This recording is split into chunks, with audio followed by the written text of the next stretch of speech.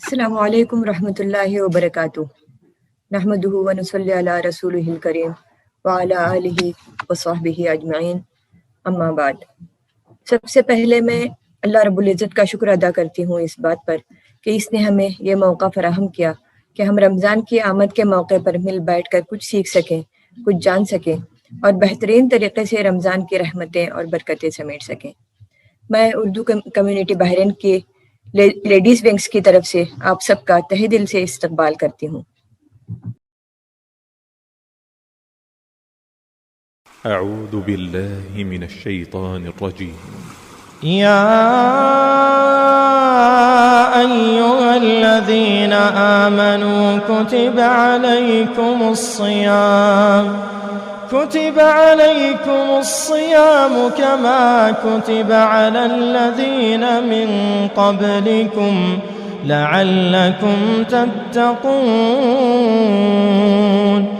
ایاما معدودات فمن كان منكم مريضا أو على سفر فعدة من أيام أخر وعلى الذين يطيقونه فدية طعام مسكين فمن تطوع خيرا فهو خير له وأن تصوموا خير لكم إن كنتم تعلمون شهر رمضان الذي أنزل فيه القرآن هدى للناس وبينات من الهدى والفرقان فمن شهد منكم الشهر فليصم ومن كان مريضا أو على سفر فعدة من أيام أخر يريد الله بكم اليسر ولا يريد بكم العسر ولتكملوا العدة ولتكبروا الله على ما هداكم ولعلكم تشكرون وإذا سألك عبادي عني فإني قريب أجيب دعوة الداع إذا دعان فليستجيبوا لي وليؤمنوا بي لعلهم يرشدون۔ مرحبا صد مرحبا، پھر آمد رمضان ہے، کھل اٹھے مرجھائے دل، تازہ ہوا ایمان ہے۔ ہم گنہگاروں پہ یہ کتنا بڑا احسان ہے، یا خدا تو نے عطا پھر کر دیا رمضان ہے۔ رمضان کی آمد ہے، شعبان کا چاند طلوع ہوتے ہی رمضان کی خوشبو آنے لگتی ہے۔ رمضان ہمارے لیے رحمتوں، برکتوں اور سعادتوں کے خزانے لے آ رہا ہے۔ ہماری بہت ساری بہنیں ایسی ہوں گی جنہوں نے رمضان کی تیاری شروع کر دی ہوگی، اور کچھ ایسی بہنیں بھی ہوں گی جو تیاری کرنے کا سوچ رہی ہوں گی۔ بات دراصل یہ ہے کہ رمضان کی ہماری زندگی میں بڑی اہمیت ہے، اور اس کی اہمیت کا اندازہ اس بات سے لگا سکتے ہیں کہ ہمارے آقا رسول اللہ صلی اللہ علیہ وسلم بھی صحابہ کرام کے ساتھ رمضان کی اہمیت اور اس کی فضیلت کا تذکرہ کرتے، اور رمضان کی تیاری بھی بڑے اہتمام سے کرتے۔ اسی سنت پر عمل کرتے ہوئے ہم رمضان کی اہمیت اور فضیلت کو تفصیل سے جانیں گے۔ اس موضوع پر اظہار خیال کے لیے میں امت الحمید صاحبہ کو دعوت دے رہی ہوں۔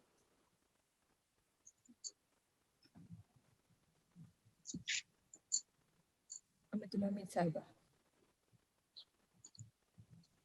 اعوذ باللہ من الشیطان الرجیم، بسم اللہ الرحمن الرحیم، اللہم صلی علی سیدنا محمد و علی محمد بارک وسلم۔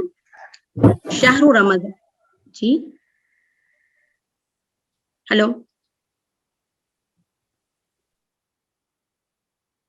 آواز آ رہی ہے؟ آواز آ رہی ہے میری؟ جی آواز آ رہی ہے، کنٹینیو کیجیے۔ جی، شہر رمضان الذی انزل فیہ القرآن ہدی للناس وبینات من الہدی والفرقان فمن شہد منکم الشہر فلیصم۔ السلام علیکم ورحمۃ اللہ وبرکاتہ۔ اللہ کا کروڑوں شکر احسان ہے کہ اس نے ہمیں رمضان کے قریب تک پہنچا دیا۔ ایک طرح سے سمجھیے کہ ہم رمضان کے قریب بالکل پہنچ گئے۔ تو اس کی تیاری اب ہم کو شروع کرنے کی ضرورت ہے۔ صحابہ کرام کا بھی یہی عالم ہوتا تھا، وہ شعبان سے ہی رمضان تک پہنچنے کی دعائیں مانگا کرتے تھے، اے اللہ تو ہم کو رمضان تک پہنچا دے۔ اشتیاق ہوتا تھا ان کے درمیان کہ رمضان کے مہینے کو پالے۔ یوں تو ہمیں اس کی فضیلت اور اس کے بارے میں واقفیت ہے، کیونکہ الحمدللہ ہم کئی سالوں سے اس رمضان کو گزارتے آ رہے ہیں، لیکن چونکہ انسان ہونے کے ناطے اس کی پھر سے اس کو دہرانا ایک ضروری چیز سمجھی جاتی ہے۔ اس کے لیے آج استقبال رمضان کا پروگرام رکھے ہیں، تاکہ اس کی فضیلتوں کو ہم دوبارہ دہرا سکیں اور اس طریقے سے اس کی تیاری کر سکیں۔ رمضان کا استقبال کرنا چاہیے، یہ اسی وقت ممکن ہے جبکہ ہم اس کی فضیلتوں سے اور اس کے فائدوں سے واقف ہوں۔ جب اس کے فائدے سے واقف ہوں گے تو اس کو صحیح معنوں میں ہم اس کو اٹھا سکیں گے۔ دراصل یہ جو مہینہ ہم پر اب سایہ فگن ہونے والا ہے وہ مہینہ مغفرت کا مہینہ ہے۔ اس میں گناہوں کی معافی ہوتی ہے، عبادات کر کے اللہ کو راضی کرنے والا مہینہ ہے۔ اس مہینے کے مختلف نام قرآن اور حدیث میں آئے ہیں۔ اس کو کہیں پر شہر مبارک کہا گیا ہے، تو کہیں شہر عظیم، تو کہیں شہر برکہ، تو کہیں شہر صبر، کہیں شہر مواسات، غمخواری کا مہینہ، عذاب جہنم سے بچنے کا مہینہ، اور اس کو قرآن کا مہینہ بھی کہا گیا ہے۔ دراصل اس مہینے میں قرآن اتارا گیا۔ قرآن کب نازل کی گئی؟ لیلۃ القدر میں اتاری گئی۔ ایک لیلۃ القدر میں قرآن کو اتارنے کی وجہ سے اس رات کی اہمیت کو 1000 مہینوں سے بہتر قرار دیا گیا۔ خیر من الف شہر کا لفظ لایا۔ ایک رات میں اترنے کے نتیجے میں اس رات کو ہی 1000 مہینوں سے بہتر قرار دیا گیا۔ تو آپ اندازہ لگائیں کہ قرآن کی کیا اہمیت ہوگی۔ اب ایک رات کے اترنے پر وہ 1000 مہینوں سے بہتر ہے، تو جو چیز اتاری جا رہی ہے اس کی کتنی اہمیت ہوگی، اس کو پڑھنے والے کی کتنی اہمیت ہوگی۔ اس کے لیے اس مہینے میں کثرت سے قرآن کی تلاوت کرنے کے لیے کہا گیا، کیونکہ یہ رمضان کی برکتیں یہ قرآن اترنے کی وجہ سے بھی ہے۔ تو اس میں قرآن کو سمجھ کر پڑھنا ضروری ہے۔ آج میری مسلمان بہنوں، ہم دیکھتے ہیں کہ مسلمان بہت پیچھے جا چکے ہیں۔ اس کی ایک ہی وجہ سمجھ میں آتی ہے، اور وہ یہ ہے کہ ہم قرآن سے بہت دور ہو گئے ہیں۔ دوسری کتابیں تو پڑھتی ہیں، لیکن قرآن جو اتاری گئی ہے اس سے ہم جیسے بالکل ناواقف ہو گئے ہیں، جہالت کے ہم انتہا پہ پہنچ گئے ہیں۔ آج ہم شرک اور بدعت کے گمراہیوں میں مبتلا ہو گئے ہیں۔ اس کی صرف اور صرف وجہ یہی ہے کہ ہم نے قرآن کو پڑھنا چھوڑ دیا۔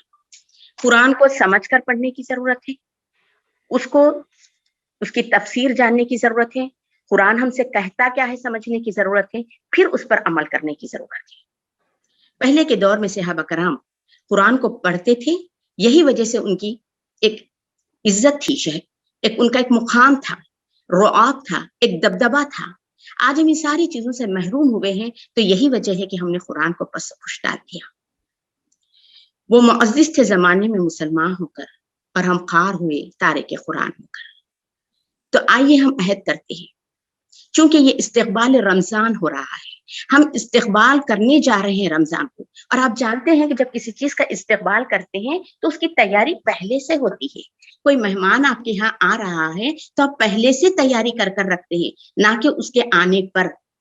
تو اسی طرح سے اب ہم استقبال کرنا چاہ رہے ہیں تو کچھ پلاننگ ہم کو پہلے سے کرنا ہوگا، پہلے سے کچھ تیاری کرنی ہوگی۔ سب سے پہلی بات تو یہ ہے کہ ہم اس میں قرآن کو سمجھ کر پڑھیں گے۔ اگر جو بہنیں قرآن کو پڑھتے ہی ہیں تو میں چاہتی ہوں کہ اس میں اور امپرومنٹ لائیں، کیونکہ مومن کی شان یہ ہے کہ اس کا پچھلا رمضان آنے والا رمضان اس کا پچھلے رمضان سے بہتر ہوتا ہے۔ اگر ہم نے پچھلے رمضان میں یہ سب کیا ہے تو اب ہم یہ پلاننگ کریں گے کہ آگے جو رمضان انشاءاللہ تعالی 2021 کا ہمیں ملے گا، اس کو ہم اس سے بہتر انداز میں گزاریں۔ قرآن کو پڑھیں، اس کو سمجھیں، اس پر عمل کریں، اس کی اگر تجوید میں پیچھے ہیں تو تجوید سیکھیں اس میں، اور ان دنوں میں تھوڑا سا وقت حفظ کے قرآن کے لیے بھی رکھ لیں۔ اگر نیا نہیں کرتے ہیں تو پچھلے جو کریں ہیں، جو بھولے جا رہے ہیں، اس کو ہم کو پڑھنے کی ضرورت ہے۔ دراصل یہ کیا ہے، یہ جو رمضان کا مہینہ جو دیا گیا ہے نا، وہ ایک ٹریننگ ہے جو ہم کو دی جا رہی ہے۔ 11 مہینے میں کچھ کوتاہیاں بطور انسان ہم سے سرزد ہوتی ہیں، تو ہم کو پھر سے ٹریننگ کرا کے پھر سے ایک وقت دیتے ہیں تاکہ تم توبہ استغفار کرے کہ پچھلے گناہوں کو مٹا لیں اور پھر نئے سرے سے ٹریننگ حاصل کریں کہ اب آگے کی زندگی تمہیں کیسے گزارنا ہے۔ تو یہ رمضان کیا ہے؟ ایک ٹریننگ کا مہینہ ہے۔ اس سے کیا ہونا چاہیے؟ ٹریننگ سے جب ہم نکلیں تو ایک بہتر انسان بنے۔ لیکن عموماً ہم کیا دیکھتے ہیں کہ چاند نکل آتا ہے رمضان کا تو ہم عبادت میں مشغول ہوتے ہیں، جیسے ہی پھر شوال کا چاند نظر آتا ہے پھر ہم اپنے میں لوٹ جاتے ہیں، پھر وہی حرکتیں ہوتی ہیں۔ تو یہ چیز نہیں ہونی چاہیے۔ ہم کو اب یہ سوچ کر زندگی گزارنا ہے کہ ہم کو یہ مہینہ ٹریننگ کے لیے دیا گیا۔ ویسے بھی دیکھا جائے تو انسان کی پیدائش کا مقصد تو صرف عبادت ہی ہے نا، اس مہینے میں زیادہ عبادت کرنے کے لیے کہا گیا، ورنہ ہماری پیدائش کا مقصد تو صرف اور صرف عبادت ہے۔ جیسے سورہ زاریات میں ہے وَمَا خَلَقْتُ الْجِنَّ وَالْإِنسَ إِلَّا لِيَعْبُدُونِ، ہم نے نہیں پیدا کیا انسان اور جنات کو مگر میری عبادت کے لیے، کہہ رہے ہیں اللہ تعالیٰ، ہے نا۔ ہماری پیدائش کا مقصد ہی صرف عبادت ہے، اگرچہ کہ اللہ تعالیٰ نے فرشتوں کو بھی اتارا۔ بعض لوگ یہ بھی سوال پوچھتے ہیں کہ جب فرشتے ہیں عبادت کو تو پھر انسان کو کیوں پیدا کیا اللہ تعالیٰ؟ یاد ہونا چاہیے آپ کو کہ وہ فرشتوں کی عبادت میں اور ہماری عبادت میں بہت فرق ہے، کیونکہ فرشتوں کو اختیارات نہیں دیے گئے، ہم کو اختیارات دیے گئے۔ اختیارات دینے کے بعد ہم کو ضبط نفس سکھایا جا رہا، ہماری ٹریننگ کی جا رہی ہے، ہمیں حکم کی تعمیل کرنا سکھایا جا رہا ہے، ہم کو بتایا جا رہا ہے کہ اختیارات کا تم کیسے استعمال کرو گے، تب تو اس پر اجر ہے۔ اس کی مثال ہم یوں دے کر سمجھا سکتے ہیں، جیسا کہ ایک نابینا شخص ہے، ایک نابینا شخص ہے جو ٹی وی نہیں دیکھتا، کوئی گندی فلمیں نہیں دیکھتا، اب اس میں تو اس کا کوئی کمال نہیں ہے نا، کیونکہ وہ اس نعمت سے ہی محروم ہے، وہ کرنا بھی چاہے تو نہیں کر سکتا۔ اور ایک بندہ ایسا ہے جو بینا ہے لیکن پھر بھی وہ اپنے آپ کو گناہوں سے بچا کر رکھتا ہے۔ تو دیکھیں پہلے والا شخص بھی گناہ سے بچ رہا ہے، دوسرا والا شخص بھی گناہ سے بچ رہا ہے، لیکن دونوں کے گناہ میں بچنے میں زمین اور آسمان کا فرق ہے۔ اس میں قدرت نہیں ہے، اس میں قدرت ہے۔ یہی فرق فرشتوں کی عبادت اور ہماری عبادت میں ہے۔ اس کے لیے وہ عبادت میں رہنے کے باوجود بھی ان کے لیے کوئی اجر و ثواب نہیں ہے، ہمیں اجر و ثواب دینے کا اللہ نے وعدہ کیا ہے، اس کے بدل میں جنت دینے کا وعدہ کیا ہے جو زمین اور آسمان کی اس کی چوڑائی ہوگی۔ یہ چیز ہم کو اس وقت نصیب ہوگی جب ہم اپنے آپ پر کنٹرول کریں۔ تو یہ کیا ہے؟ یہ اس مہینے میں ہم کو ٹریننگ کی گئی ہے۔ اور آپ دیکھیں عموماً طور پر دنیا میں بھی اگر 3 مہینے کی یا 3 دن کی یا 10 دن کی بھی ٹریننگ کرتے ہیں تو ایک اچھا خاصا ان میں امپروومنٹ آ جاتا ہے، جبکہ ہم کو 30 دنوں کی ٹریننگ دی جا رہی ہے۔ ہم اس کا ثبوت اگلے 11 مہینے تک بتانا چاہیے، تب سمجھیں کہ آپ کی ٹریننگ فائدہ مند ہوگی۔ تو پہلے دن سے ہم کو تصور کرنا ہوگا کہ یہ جو باتیں ہم سیکھ رہے ہیں اس کو ہم بقیہ زندگی میں بھی کنٹینیو کرتے رہیں، کیونکہ اس مہینے میں قرآن کو ایک پڑھنا ہے اور روزہ فرض کر دیا گیا، روزہ ہم پر فرض کر دیا گیا اس مہینوں میں۔ اسلام کے 5 ارکان ہیں، نبی کریم نے فرمایا اس میں سے ایک روزہ بھی ہے۔ روزہ پہلے تو توحید ہے، پھر نماز ہے، پھر روزہ ہے، پھر زکوٰۃ ہے، پھر روزہ ہے، یعنی روزہ ہر ایک پر فرض کر دیا گیا، ہر مسلمان پر فرض کر دیا گیا روزے کا رہنا۔ اور یہی روزہ اگر آپ صحیح ڈھنگ سے رکھیں گے تو اللہ تعالیٰ فرماتے ہیں کہ اس کا بدل میں خود ہوں۔ ساری چیزوں کا تو بدل اللہ تعالیٰ دے دیں گے، لیکن روزے کا بدل اللہ تعالیٰ کہتا ہے کہ اللہ خود روزے کا بدل ہے۔ تو آپ اسے اندازہ لگائیں آپ کو کس طرح کا روزہ اللہ کے سامنے پریزنٹ کرنا ہوگا تاکہ اللہ خود آپ کا بدل بن جائے، ہے نا۔ جیسے بتایا جاتا ہے، حدیث میں آتا ہے کہ روزہ اور قرآن بندے کی سفارش کرے گا۔ روزہ یہ بول کر سفارش کرے گا کہ اللہ تعالیٰ اس کے گناہوں کو معاف کر دے، کیونکہ سارا دن یہ بھوکا اور پیاسا محض تیری اطاعت میں رہا تھا۔ اور قرآن یہ سفارش کرے گی کہ اللہ تعالیٰ رات رات بھر جاگ کر پڑھا کرتا تھا صرف تیرے قرب کے لیے، تو اس کے گناہوں کو معاف کر دے تو اس کی مغفرت ہو جائے گی۔ تو روزہ اور قرآن ہمارے لیے سفارش کریں گے، اور جس نے بھی ایمان اور احتساب کے ساتھ روزہ رکھا اس کے اگلے پیچھے گناہ معاف کر دیے جائیں گے۔ رمضان کی فضیلت تو یہ بتائی گئی ہے کہ رمضان میں جنت کھول دی جائے گی، جنت کے پورے دروازے کھول دیے جائیں گے اور جہنم کے دروازے بند کر دیے جائیں گے، اور شیطان سرکش کو جکڑ دیا جائے گا۔ یہ کر کر کیا کر رہے؟ ایک آواز دینے والا فرشتہ ندا دیتا ہے کہ اے خیر اور بھلائی کے راستے پر آنے والوں، کوشش کرو جنت کو اس کو حاصل کر لو، کیونکہ جو چیز تم کو رکاوٹ بنتی تھی شیطان، اس کو جکڑ دیا گیا۔ اب تم کو کیا کرنا ہے؟ صرف ضبط نفس کرنا ہے، نفس کو کنٹرول کرنا ہے۔ وہ ایک چیز میں اگر تم کامیاب ہو گئے تو سمجھو کہ پھر تمہارے لیے جنت ہے۔ تو روزے کا اصل مقصد جو بتایا گیا ہے نا وہ یہ ہے کہ لعلکم تتقون، شاید کہ تم متقی بنو. روزہ رکھنے کا حکم اس لیے دیا گیا ہے شاید کہ تم متقی بنو. اور آپ نے دیکھا ہوگا کہ یقیناً یہ ایک ہی رکن ایسا ہے، اسلام کے 5 ارکان ہیں، اس میں سے ایک رکن روزہ ہے. روزہ رہنے کے بعد ہی تقوی میں زیادتی ہوتی ہے. کیا آپ نے اس بات کو غور کیا؟ جیسے مثال کے طور پر دیکھیں، ایک ایسی خاتون ہے جو زیادہ علم نہیں رکھتی، پڑھی لکھی نہیں ہے، لیکن وہ روزہ رہتی ہے. اس کو اگر کہہ دیں کہ ابھی کوئی نہیں دیکھ رہا، تم تلتے ہوئے کچھ کھا لو، یا بہت پیاس لگ رہی ہے تو کچھ شربت بناتے ہوئے پی لو، کیا وہ پی لے گی؟ نہیں، وہ فوراً بولے گی نہیں نہیں نہیں، روزہ ہونا، اللہ دیکھ رہا ہے.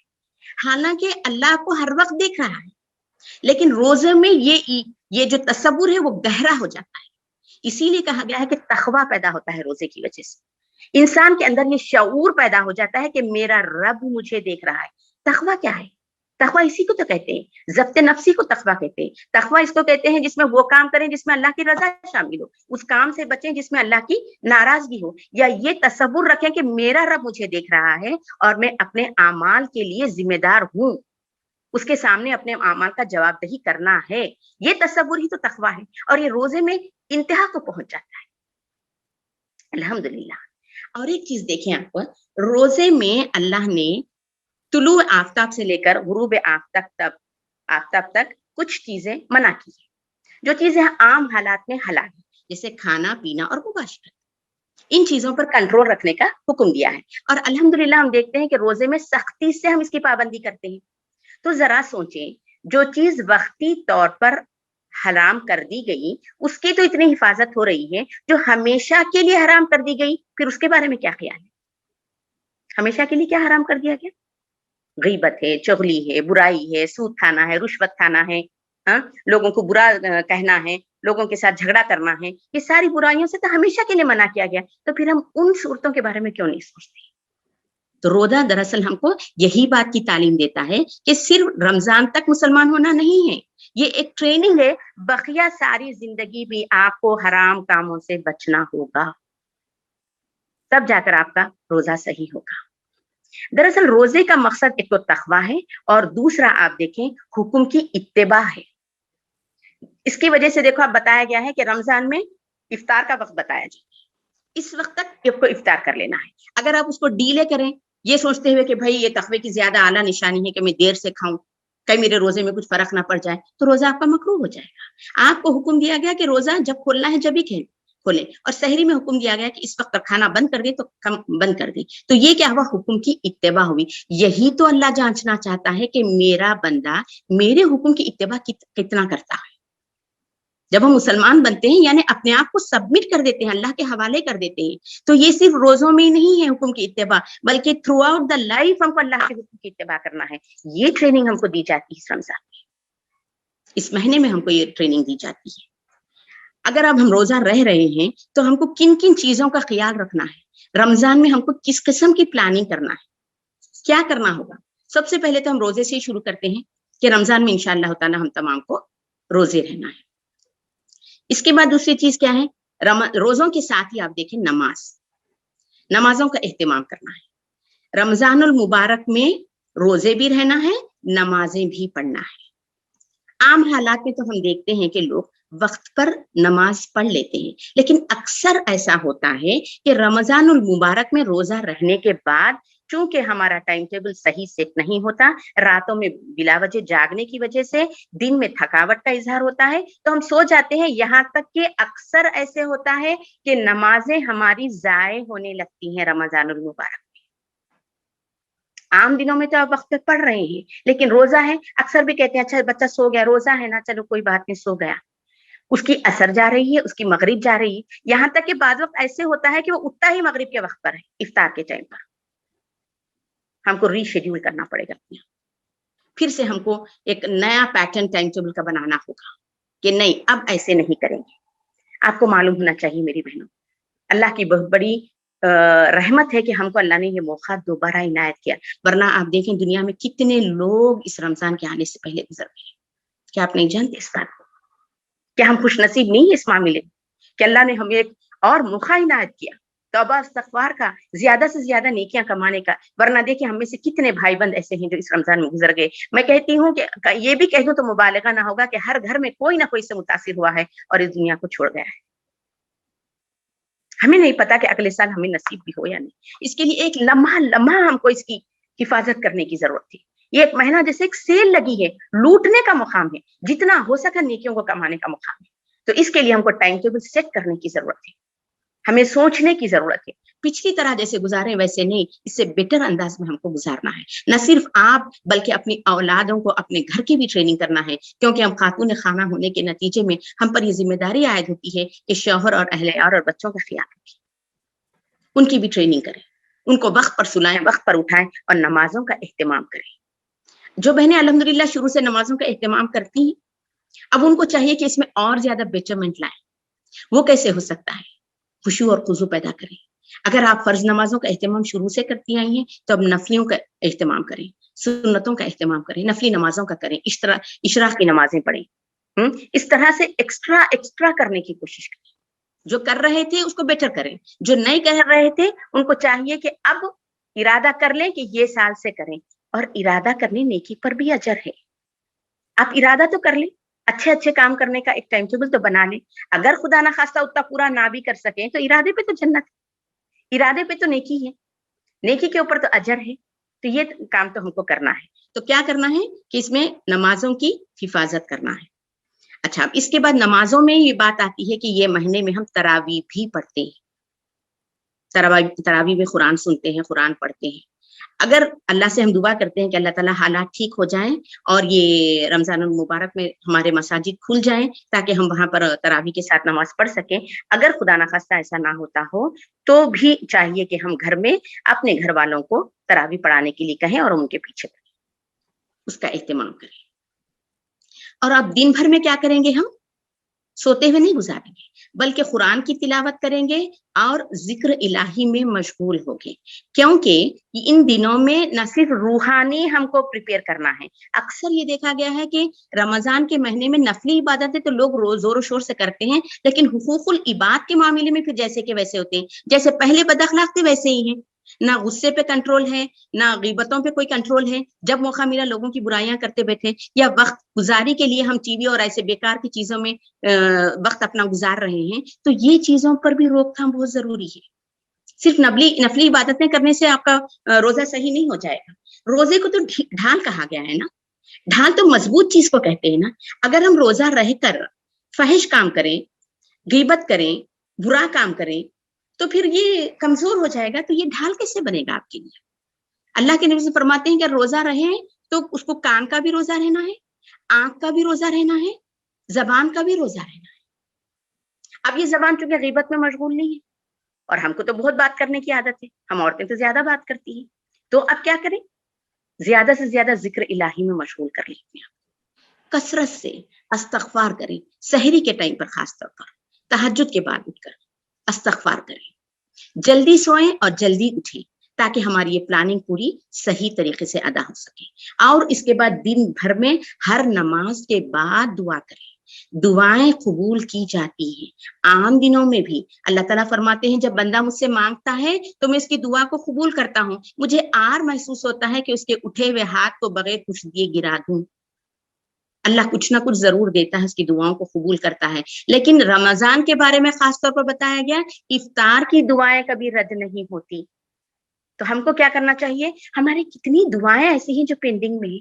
हम दूसरों को कहते हैं हमारे लिए दुआ करें। अब तो अच्छा मौका है कि आप खुद मांग लें, दुआओं को लिख कर रखें प्रायोरिटी के लिहाज से कि किसको आपको पहले मांगना है। ना सिर्फ आप अपने लिए करें बल्कि अपने भाई बहन के लिए भी करें, क्योंकि हदीस में आता है कि जब बंदा दूसरे के लिए गायबाना तौर पर अपने भाई के लिए करता है तो फरिश्ते उसके हक में दुआ करते हैं कि उसको भी ऐसा ही हो, उसको भी ये चीज मिले। तो हम सारे उम्मत मुस्लिमा के लिए दुआ करेंगे। ये हालात से जो हम गुजर रहे हैं, ये बीमारी, परेशानी, तकलीफ, इससे गुजरने के लिए इस तकालीफ को अल्लाह ताला दूर करे बोलकर हम ये दुआ मांगेंगे अल्लाह ताला से। अल्लाह हमारे लिए इन चीजों की आसानी पैदा करे। तो ये दुआएं कसरत से हमको करने की जरूरत है। और खासतौर पर मरहूमीन के लिए भी, जो इस दुनिया से गुजर चुके, जो हमारी दुआओं के मोहताज हैं, ہمارے ان کے لیے صدقہ خیرات ہم اسی طرح کر سکتے ہیں کہ ان کے حق میں دعائیں خیر کریں. تو دعاؤں کی کثرت ہم کو بڑھا دینے کی ضرورت ہے، اور خاص طور پر افطار کے وقت میں. پھر اس کے لیے یہی بات ہے کہ افطار کے وقت میں آپ کے گھر والے سارے کے سارے افطار سے قبل بیٹھ جائیں دعاؤں کو لے کر، دعائیں کرنے کے لیے. یہ اسی وقت ممکن ہوگا جب آپ کا مینجمنٹ پراپر ہو. وہ کیسے ہوگا کہ آپ افطاری کا کام ایک آدھا گھنٹہ پہلے ختم کر دیں، اور وہ بھی اسی وقت ہوگا جب یہ چٹپٹی چیزوں سے ہم تھوڑا پرہیز کر لیں. 11 مہینے تو ہم اپنی مرضی کا ہی کھاتے رہے ہیں نا. 1 مہینہ اللہ کے لیے دے دیں. 1 مہینہ سادہ غذا کھانے سے کیا ہوگا؟ اس کا سب سے بڑا فائدہ یہ ہوگا کہ آپ کی صحت بنی رہے گی، آپ آرام کے ساتھ روزہ رہ سکیں گے. تو اس کے لیے کیا کریں؟ اس بات کا آپ اہتمام کریں کہ کسی بھی طرح سے آپ اپنے لیے سادہ کھانا بنائیں اور کثرت کے ساتھ اس میں وقت نکال کر دعائیں کریں. تو یہ ہو گیا. اس کے بعد میں سحری کے بھی بارے میں بتایا گیا کہ سحری تاخیر سے کریں. یعنی پوری رات جا کر عموماً ہم کیا کرتے ہیں، سحری کے وقت میں سو جاتے ہیں اور سنت سمجھ کر کچھ ایک گلاس پانی پی لیتے ہیں. نہیں، سحری کرنے کا حکم دیا گیا. حدیث میں آیا ہے کہ سحری کرو، سحری کرنے میں برکت ہے. سحری کرنے والے کے حق میں فرشتے دعائیں خیر کرتے ہیں، اور اہل کتاب کے اور ہمارے درمیان سحری ہی کا تو فرق ہے. تو سحری بھی کرنا چاہیے. اس کے بعد میں پھر لیلۃ القدر جیسی بابرکت دن آنے والے ہیں ہم کو اس میں، تو اس میں جاگ کر اہتمام کرنے کا ہم کو حکم دیا گیا ہے. یہ لیلۃ القدر ایک ایسا ہے جیسے کسی کو 1000 مہینوں کی رات مل گئی. تو آخر کے راتوں میں اللہ کے نبی کا اسوہ کیا تھا کہ آپ چاق و چوبند ہو جاتے، کمر کس لیتے، خود بھی جاگتے، اپنے امہات المومنین کو بھی اٹھاتے اور جگاتے اس کام کے لیے. تو ہم کو بھی چاق و چوبند ہونے کی ضرورت ہے. اس مہینے میں ہم کو صدقہ خیرات بھی کرنا ہے، کیونکہ نبی کریم صلی اللہ علیہ وسلم بڑی ہی سخاوت کا مظاہرہ کرتے. آپ یوں تو تھے ہی سخی، لیکن اس میں زیادہ سے زیادہ سخاوت کا مظاہرہ کرتے. اور اگر ممکن ہو سکا، اگر یہ کھل جائیں تو پھر عمرہ بھی کریں، کیونکہ عمرے کے بارے میں ہے کہ جو رمضان میں عمرہ کرتا ہے نبی کریم کے ساتھ حج کرنے کے برابر اس کو ثواب ملے گا. تو یہ کچھ ایسی چیزیں ہیں جو ہم کو اس مہینے میں کرنے کی ضرورت ہے. نفلی عبادت ایک بات کو اگر زیادہ نہ بھی کریں تو میں یہاں تک بھی کہہ سکتی ہوں کہ آپ لوگ حقوق العباد پر زیادہ توجہ دیں. میں اللہ سے دعا کرتی ہوں کہ اللہ تعالیٰ بولنے والوں کو اور سننے والوں کو اس پر عمل کی توفیق عطا فرمائے، کہ ہم حق بات کو سمجھیں اور اس پر عمل کرنے والے بنیں، لوگوں کے حقوق کو ادا کرنے والے بنیں، اور یہ رمضان ہمارے لیے پہلے رمضانوں سے بہتر رمضان ثابت ہو، اور ہم وقت کا ضیاع کرے بغیر اس سے پوری طریقے سے فائدہ اٹھانے والے بنیں. وآخر دعوانا الحمد للہ رب العالمین. اللہم صلی علی سیدنا محمد وعلی آل محمد بارک وسلم. جزاک اللہ خیر مطلب حمید صاحبہ. قرآن میں ہو غوطہ اے مرد مسلمہ، اللہ کرے تجھ کو عطا جدت کردار. قرآن اور رمضان کا آپس میں بڑا گہرا تعلق ہے. یہی وہ مہینہ ہے جس میں اللہ تعالیٰ نے نوع انسانی کی ہدایت کے لیے قرآن نازل کیا، اور اسی بات کو اور بہتر طور پر سمجھنے کے لیے میں بہن زیبا بیگ کو آواز دیتی ہوں کہ وہ رمضان اور شہر القرآن کے موضوع پر کچھ روشنی ڈالے.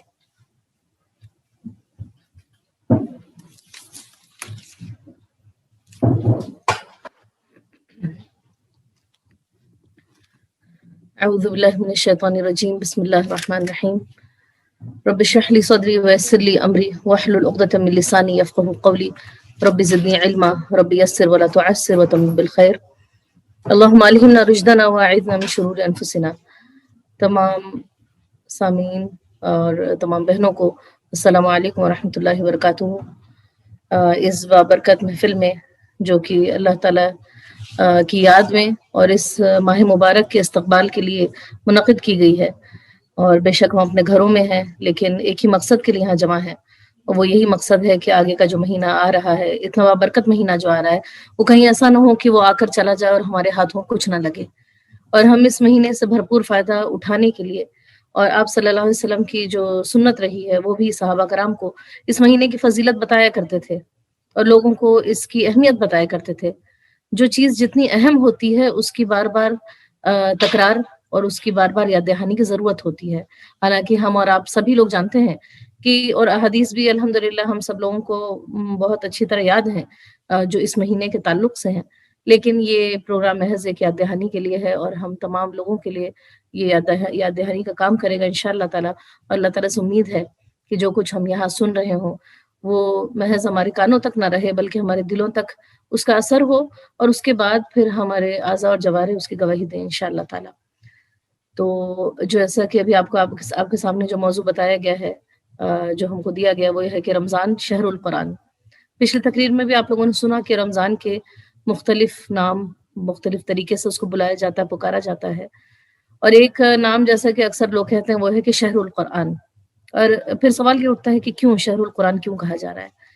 جب آپ لوگوں نے تلاوت میں آیت سنی تھی، وہاں ایک آیت کی تلاوت ہوئی تھی جس میں فرمایا گیا اعوذ باللہ من الشیطان الرجیم کہ شہر رمضان الذی انزل فیہ القرآن، کہ رمضان ہی وہ مہینہ ہے جس میں قرآن نازل کیا گیا، ھدی للناس وبینات من الہدی والفرقان، جس میں لوگوں کے لیے ہدایت ہے، تمام انسانیت کے لیے ہدایت ہے، اور اس میں ہدایت کی روشن نشانیاں ہیں، اور کسوٹی ہے ایک جو کہ غلط اور صحیح کی کسوٹی بتا سکے۔ ھدی للناس وبینات من الہدی والفرقان فمن شہد منکم الشہر فلیصم، اور اس آیت کا اختتام جو ہوتا ہے وہ یہ ہوتا ہے کہ لعلکم تشکرون، تاکہ ہو سکتا ہے کہ شاید کہ تم شکر گزار بن سکو۔ تو اس آیت کو اگر ہم غور کریں کہ پورے قرآن میں اگر رمضان کا لفظ کہیں آیا ہے تو وہ صرف اسی آیت میں آیا ہے، اور ہم اور آپ جب رمضان کا مہینہ آنے والا ہوتا ہے یا رمضان کی جب بات ہوتی ہے، بچوں سے بھی گفتگو ہوتی ہے، تو ہمارے اور آپ کے ذہن میں جو چیز رمضان کے ساتھ آتی ہے تو سب سے پہلی چیز روزہ آتا ہے، اس کے بعد تراویحیں آتی ہیں اور باقی چیزیں جو اس کے ساتھ جڑی ہوئی ہوتی ہیں۔ لیکن یہاں اللہ تعالیٰ، اللہ رب العزت رمضان کی جو ڈیفینیشن دے رہا ہے یا رمضان کی تعریف جو بیان کر رہا ہے یا اس کے بارے میں ہمیں جو انفارمیشن دے رہا ہے، اس کے بارے میں اللہ تعالیٰ کہہ رہے ہیں کہ رمضان کا مہینہ وہ مہینہ ہے جس میں قرآن نازل ہوا۔ تو بہنیں یہ پتہ چلا کہ رمضان کا مہینہ بابرکت اس لیے نہیں ہوا کہ اس میں روزے رکھے جاتے ہیں یا اس میں تراویحیں پڑھی جاتی ہیں، بلکہ رمضان کا مہینہ اس سے پہلے ہی بابرکت ہو چکا تھا جبکہ قرآن اس میں نازل ہوا۔ ایک بہت عظیم الشان چیز جو اس مہینے میں نازل ہوئی۔ تو کوئی اگر یہ کہے کہ رمضان اور قرآن کا آپس میں کوئی ربط نہیں، یا یہ رمضان قرآن کے بغیر ہو سکتا ہے، تو ایسا بالکل نہیں ہو سکتا۔ یہ پورا کا پورا مہینہ قرآن کا ہی جشن ہے۔ انسان ایک مسلمان جو ہوتا ہے وہ تلاوت کے ذریعے اس قرآن سے جڑتا ہے، تراویحیں ہوتی ہیں تو تراویحوں میں اسی قرآن کی تلاوت ہو رہی ہوتی ہے، رات کو قیام کرتا ہے تو اسی قرآن کو پڑھ رہا ہوتا ہے، اور پورے کہتے ہیں کہ سارے امت مسلمہ پر ایک سیلیبریشن کی جو کیفیت ہوتی ہے وہ کس چیز کی ہوتی ہے؟ اس قرآن کی ہی سیلیبریشن ہوتی ہے۔ اور یہ بات یہ ہے کہ یہ اتنی بڑی نعمت کیوں ہے کہ جس کی وجہ سے یعنی اس قرآن کے نزول کی وجہ سے کیا بات ہوئی کہ اللہ تعالیٰ نے پورے مہینے کے روزے فرض کر دیے، اور رات کو قیام کرنا وہ سنت قرار کر دیا گیا۔ یہ روزے تو کسی بھی مہینے میں فرض ہو سکتے تھے، کوئی بھی مہینہ تھا، شوال ہو سکتا تھا، لیکن اللہ تعالیٰ نے رمضان کا مہینہ محض اس لیے چنا کہ اس میں قرآن نازل ہوا۔ ان تمام باتوں سے یہ پتہ چلتا ہے کہ اس کا مطلب کہ قرآن کوئی ایسی خاص چیز ہے شاید جس کی قدر یا اس کی ویلیو ہم نہ سمجھ سک رہے ہوں، لیکن وہ ہے ایسی در حقیقت۔ تو ہم لوگوں کو انشاءاللہ تعالیٰ آگے جو باتیں ہوں گی اس میں یہ غور کرنا ہے کہ قرآن کی اہمیت، اس کی فضیلت، اس کا نزول کا مقصد، اور کیوں بھیجا گیا اور کس کے لیے بھیجا گیا، ان چیزوں پر ہم غور کریں گے۔ سورہ یونس میں ایک آیت آتی ہے، بلکہ دو آیتیں ہیں، آیت نمبر 57 اور 58، اس کی تلاوت آپ کے سامنے کرتے ہیں کہ یا ایھا الناس قد جاءتکم موعظۃ من ربکم وشفاء لما فی الصدور وہدی ورحمۃ للمؤمنین۔ کیا فرمایا؟ اللہ تعالیٰ کہہ رہے ہیں کہ یا ایھا الناس، اے لوگوں، قد جاءتکم موعظۃ من ربکم وشفاء لما فی الصدور، کہ تمہارے پاس ایک نصیحت آ چکی ہے تمہارے رب کی طرف سے، اور وہ چیز جو کہ تمہارے دلوں کے اندر جو کچھ ہے اس کی شفا بن کر آئی ہے، وہدن، اور ہدایت، ورحمت، اور رحمت، للمؤمنین، مومنین کے لیے۔ اور اس کی اگلی آیت میں اللہ تعالیٰ فرما رہے ہیں قل بفضل اللہ وبرحمتہ فبذلک فلیفرحوا هو خیر مما یجمعون۔ تو یہاں یہ بتایا جا رہا ہے کہ اور اللہ تعالیٰ کے فضل اور اسی کی رحمت سے، اور یہ وہ چیز ہے جس پر کہ لوگوں کو فبذلک فلیفرحوا، تو لوگوں کو چاہیے کہ خوشیاں منائیں۔ ذرا سے یہاں ٹھہر جاتے ہیں اور ہم دیکھتے ہیں کہ اللہ تعالیٰ کہہ رہے ہیں کہ یہ وہ چیز ہے جس پہ کہ خوشیاں منانی چاہیے۔ کس چیز کے بارے میں کہا جا رہا ہے؟ اس قرآن کے بارے میں، اس قرآن کے نزول کے بارے میں۔ کہ یہ وہ حقیقت میں وہ چیز ہے کہ اگر ہمارے پاس نہ ہوتی تو ہم کہاں کہاں بھٹکتے پھرتے. تو آپ دیکھیں کہ اللہ تعالیٰ نے یہاں بتا دیا کہ فَلْيَفْرَحُوا فَبِذَلِكَ فَلْيَفْرَحُوا، اسی پر لوگوں کو چاہیے کہ وہ خوشیاں منائیں. اور اگر ہم دیکھیں کہ عید الفطر جو ہوتا ہے یا رمضان کا پورا مہینہ جو ہوتا ہے وہ واقعتاً اسی کا جشن ہوتا ہے، اس قرآن کے نزول کا جشن ہوتا ہے. اسی مہینے میں وہ رات ہوتی ہے لیلۃ القدر، جس کے بارے میں فرمایا کہ اِنَّا أَنزَلْنَاهُ فِي لَيْلَةِ الْقَدْر، کہ ہم نے اس کو لیلۃ القدر میں اتارا ہے. تو وہ رات کی بھی فضیلت اس لیے بڑھ گئی کہ اس میں قرآن نازل ہوا. اور ہم دیکھیں کہ یہی سلسلہ خوشی کا اگر ہم عید الاضحیٰ کے بارے میں بھی اگر ہم بات کریں تو ہمیں لگتا ہے کہ وہ ایک الگ چیز ہے، لیکن وہ خوشی کا دن بھی ہمارا اسی قرآن سے منسلک ہے. کس طرح سے؟ حضرت عمر رضی اللہ عنہ کے بارے میں آتا ہے کہ وہ فرماتے ہیں کہ ایک یہودی آیا ان کے پاس اور اس نے کہا کہ آپ کے قرآن میں ایک ایسی آیت ہے اگر ہمارے اوپر نازل ہوتی تو ہم اسے اپنے لیے عید کا دن بنا لیتے. تو جب حضرت عمر رضی اللہ عنہ نے دریافت کیا کہ وہ کون سی آیت ہے تو اس نے پڑھا کہ الیوم اکملت لکم دینکم واتممت علیکم نعمتی ورضیت لکم الاسلام دینا، اور جس کا ترجمہ یہ ہے کہ آج ہم نے دین تمہارے پر مکمل کر دیا ہے. تو یہ کہ اللہ تعالیٰ نے دین مکمل کر دیا، یعنی قرآن میں جو ہدایات تھیں جو اس انسانیت کو ضرورت تھی، ہر لمحہ بلمحہ جس چیز کی ضرورت تھی وہ مکمل ہو گئی. وہ تعلیمات اللہ تعالیٰ کی طرف سے پوری گائیڈنس کمپلیٹ ہو گئی ہے. تو حضرت عمر رضی اللہ عنہ کہتے ہیں کہ مجھے یاد ہے کہ وہ کس دن نازل ہوا اور کس وقت نازل ہوا. وہ کہتے ہیں کہ عید سے ایک دن پہلے کی بات ہے، عرفے کا دن ہے، اور اللہ کے رسول صلی اللہ علیہ وسلم میدان عرفات میں ہوتے ہیں اور اس وقت یہ سورہ نازل ہوئی تھی. تھوڑا غور کریں کہ یہ واقعی اتنی خوشی کی بات کہ اللہ تعالیٰ کا ایک کلام، اللہ تعالیٰ کی بات، اور اس کا ہم کہتے ہیں، آج ہم دیکھتے ہیں کہ دنیا کے مختلف ممالک میں بات دیکھی جاتی ہے کہ ان کا کوئی ایک کانسٹیٹیوشن کا دن ہوتا ہے کہ جس دن کانسٹیٹیوشن بنا اس کو وہ یاد رکھتے ہیں، پوری قوم کو بتاتے ہیں. ہم دیکھیں کہ نہ کہ صرف امت مسلمہ کے لیے بلکہ پوری انسانیت کے لیے ایک بہترین کانسٹیٹیوشن آیا ہے، لیکن بات یہ ہے کہ ہم اور آپ اس کو وہ حیثیت نہیں دے رہے ہیں، وہ مقام نہیں دے رہے ہیں جو اس کا ہے. یہ تو وہ کانسٹیٹیوشن تھا جس میں ایک گھر کے اندر ایک شوہر بیوی کے تعلقات سے لے کر کسی ملک کو چلانے کے حکمرانی کے تعلق تک بھی جو ہے ساری باتیں اس میں بیان کی گئی ہیں. ایک مالی انتظامات کیسے ہونے چاہیے اس کے بارے میں بھی بتایا گیا، والدین کے حقوق کیا ہونے چاہیے وہ بھی بتایا گیا. ہر چیز اس کے اندر پروئی ہوئی ہے بہت خوبصورتی کے ساتھ. آج ہم جاتے ہیں پرسنالٹی ڈیولپمنٹ کے لیے، پیسے خرچ کریں گے ورکشاپس، اس میں کون سی وہ چیز ہے جو نہیں بتائی گئی ہے؟ پرسنالٹی کا کون سا طریقہ ہے، کون سا اسلوب ہے جو کہ اس میں نہیں بیان کیا گیا ہے؟ تو ہر وہ چیز اس میں ہے. تو فرمایا کہ فَبِذَلِكَ فَلْيَفْرَحُوا، یہ وہ چیز ہے جس میں کہ خوشیاں منانی چاہیے. ہوا خیر مما یجمعون، یہ ٹکڑا بہت اہم ہے. ہوا یعنی وہ چیز، کون سی چیز؟ اس قرآن کے بارے میں کہا جا رہا ہے خیر، بہتر ہے، مما یجمعون، ان تمام چیزوں سے جو وہ جمع کر رہے ہیں. ہم کیا جمع کرتے ہیں؟ ہم مال دولت، جائیداد، کوٹیاں، ہے نا، گھر ہیں، اور اسی طرح سے کپڑے ہیں، زیورات ہیں. جو بھی ہم جمع کر رہے ہیں، دنیا کی ملینز اور بلینز کی بھی پراپرٹی ہمارے پاس ہو جائے تو بھی فرما رہے ہیں اللہ تعالیٰ کہ یہ قرآن ان تمام نعمتوں سے بہتر ہے. یہ کس طرح سے؟ یہ جتنی بھی نعمتیں ہم کہتے ہیں کہ مال دولت، کپڑے، زیور، جو کچھ بھی ہے، اس کا تعلق ہمارے ہم سے کب تک ہوتا ہے؟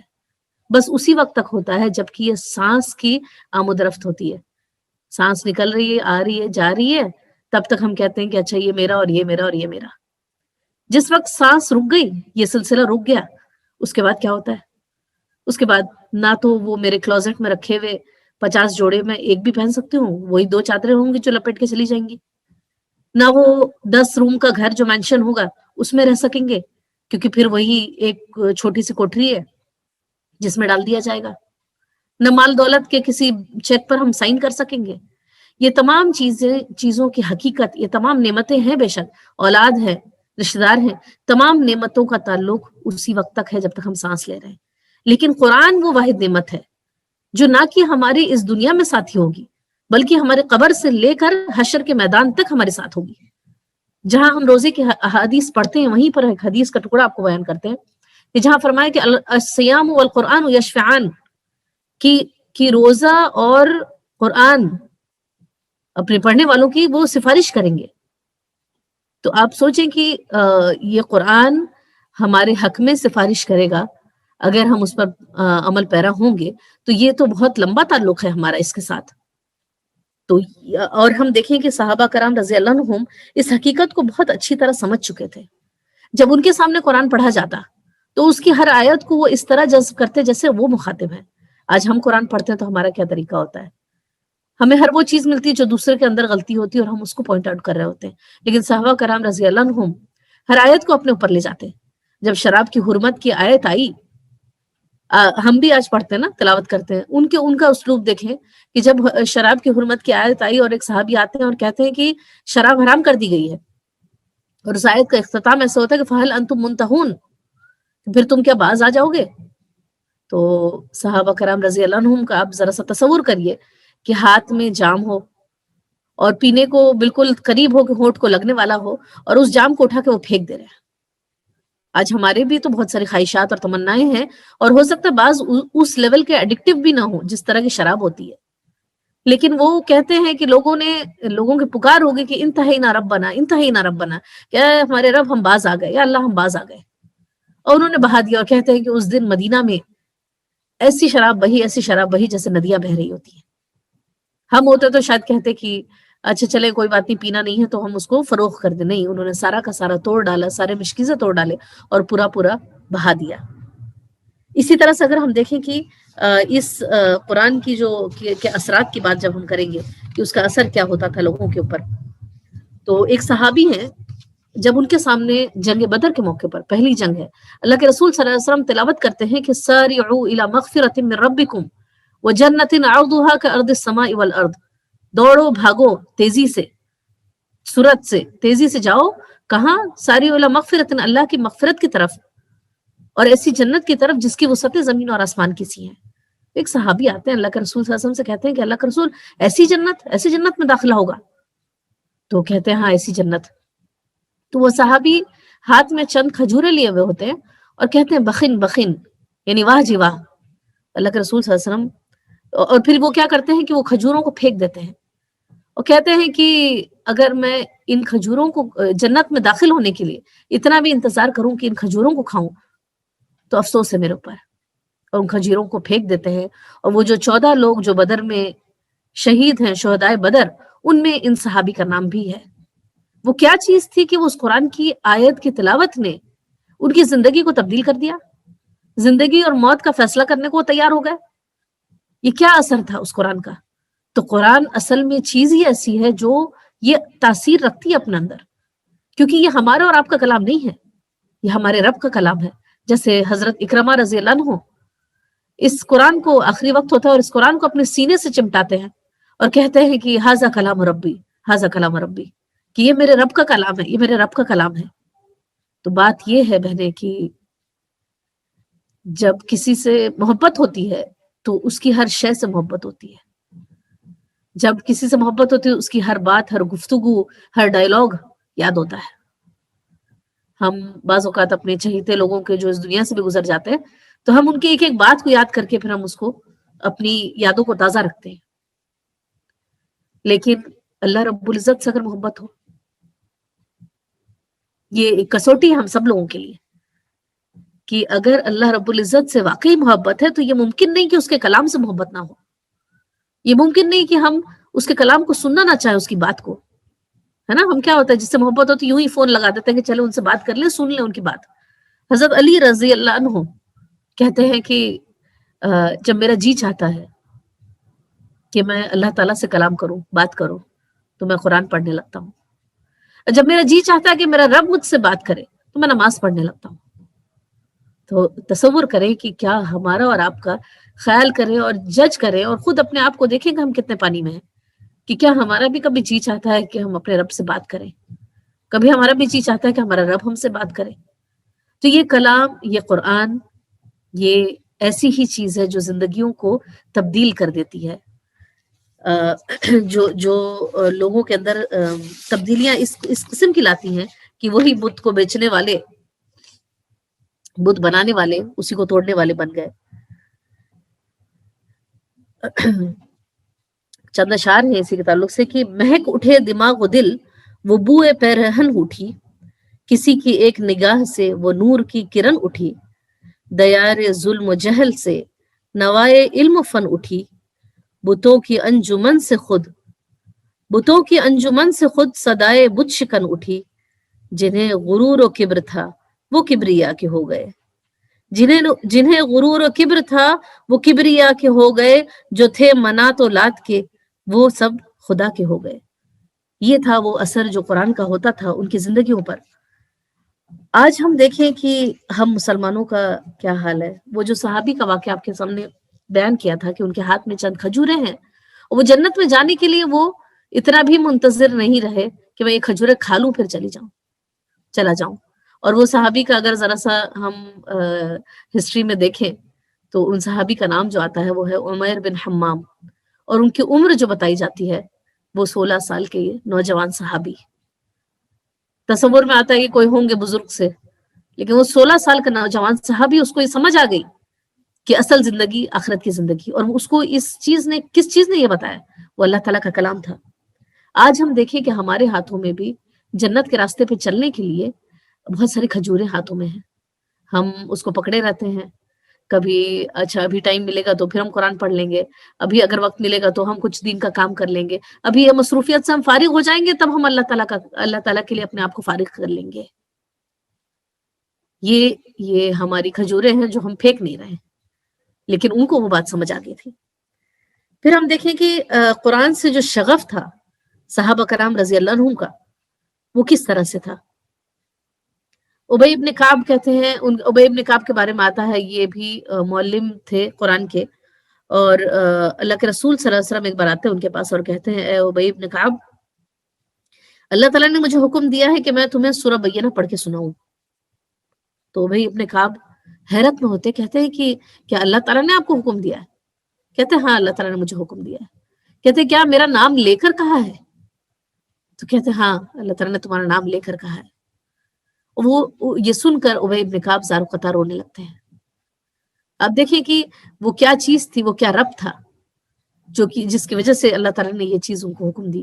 پھر ہم دیکھیں کہ ایک شاعر تھے اس وقت لبید، اور حضرت عمر رضی اللہ عنہ کے دور میں ان سے حضرت عمر رضی اللہ عنہ نے لوگوں سے کہا تھا کہ اپنے اچھے کلام جو ہے وہ بھیجیں۔ تو جب ان سے کہا گیا، ایک بار کہا، 2 بار کہا، اور اس کے بعد جو ہے انہوں نے پھر حکم مانتے ہوئے امیر المومنین کا، انہوں نے سورہ بقرہ کی آخری آیات لکھ کر بھیج دی اور کہہ دیا کہ اے امیر المومنین، جب سے اللہ تعالیٰ کا کلام پڑھا ہے تب سے شعر لکھنا بھول گیا ہوں۔ یہ تھا ان کا حال۔ آج ہم دیکھیں کہ ہم مسلمانوں کا کیا حال ہو گیا ہے۔ آج ہم دنیا میں رسوا ترین قوم ہو گئے، اور اس کی وجہ کچھ نہیں ہے سوائے اس کے کہ ہم نے اس رہنمائی کو، اس گائیڈنس کو، اس چیز کو جو کہ ہماری فلاح کے لیے آئی تھی، اس کو ہم نے کنارے رکھ دیا، اور ہم اب فلاح اور کامیابی دوسروں سے تلاش کرتے پھر رہے ہیں، ہے نا۔ ہم اگر اپنے آپ کو ڈیولپ کرنا چاہتے ہیں تو ہمیں لگتا ہے کہ کوئی اور لا کر ہمیں بتائے گا۔ ہم کوئی کسی چیز میں کامیاب ہونا چاہتے ہیں تو ہمیں لگتا ہے کسی اور قوم کی طرف ہم ذرا جھانک کر دیکھیں، حالانکہ سارا کا سارا کچھ ہمارے قرآن میں ہی تھا۔ وہ زمانے میں معزز تھے مسلمان ہو کر، اور تم خار ہوئے تاریک قرآن ہو کر۔ بیت المقدس کا وہ واقعہ ہم سب کو یاد ہوگا، جہاں کے حضرت عمر رضی اللہ عنہ جب جاتے ہیں وہاں کی چابی لینے کے لیے، تو صحابہ کرام شہر سے باہر کھڑے ہوتے ہیں اور ترکی گھوڑا لا کر اور کپڑا لا کر، اچھا کہ اے امیر المومنین یہ پہن لیجئے، آپ تو پیوند لگائے ہوئے کپڑے پہن کے جائیں گے تو یہ ذرا سا زیب نہیں دے گا۔ حضرت عمر رضی اللہ عنہ گھوڑے سے اترتے ہیں اور ایک خاک مٹھی میں لیتے ہیں، ایک مٹھی خاک اٹھاتے ہیں اور پھینکتے ہیں اور کہتے ہیں کہ اللہ تعالیٰ نے تمہیں تم اس دنیا میں ذلیل و خوار تھے، اور اللہ تعالیٰ نے تمہیں اس قرآن کے ذریعے عزت بخشی۔ اگر تم ان چیزوں میں پھر سے عزت تلاش کرو گے تو اللہ تعالیٰ تمہیں پھر ذلیل و خوار کر کے رکھ دے گا۔ تو یہ وقت ہے بہنیں کہ ہم غور کریں، تھوڑا دیکھیں، توجہ دیں کہ ہم کن چیزوں میں اپنے لیے ہم دل کا سکون پاتے ہیں۔ ایک اور بات یہ کہنی تھی کہ جیسے کہ ہر چیز کا ایک موسم ہوتا ہے نا، ہم دیکھتے ہیں پودوں کے لیے بھی موسم ہوتا ہے، اور اس کا موسم ہوتا ہے کہ بارش آتی ہے، پھر وہ اس میں کھیتی کی جاتی ہے، اور پھر وہ پھل اگتا ہے اور دیتا ہے، وہ پودا اپنا پھل دیتا ہے۔ اور قرآن میں بارہا اس قرآن کو بارش سے تشبیہ دی گئی ہے، مثال دی گئی ہے۔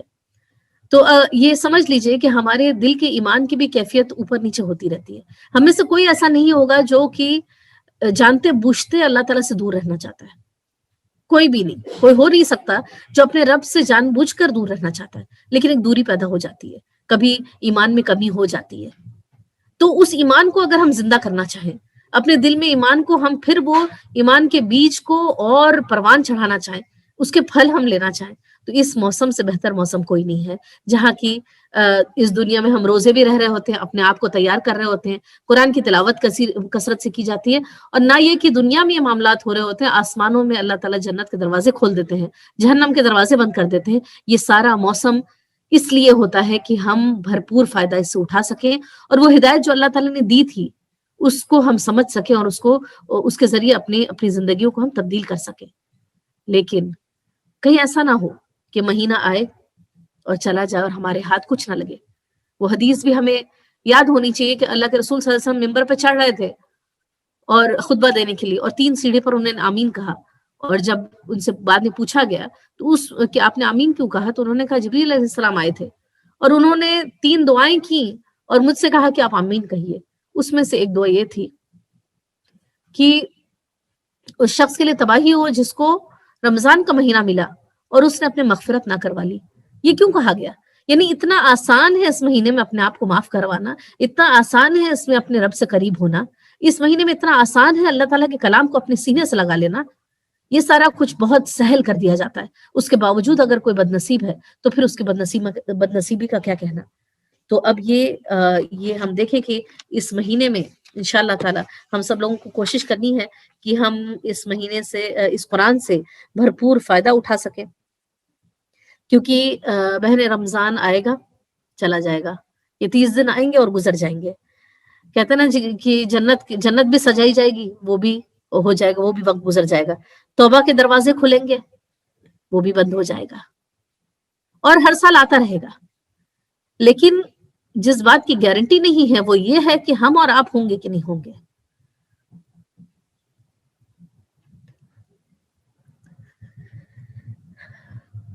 کیا ایسا نہیں ہوا ہمارے ساتھ کہ ہمارے بہت سارے عزیز و اقارب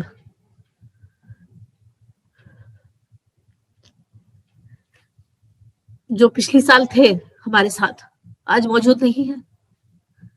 تو ہم نے کیا کوئی گارنٹی لی ہوئی ہے کہ ہم اس مہینے کو پا ہی لیں گے، یا ہم اس مہینے کو مکمل کر کے اگلا سال آئے گا تو ہم دیکھ لیں گے، پھر ہم اپنے رب سے تعلق قائم کر لیں گے؟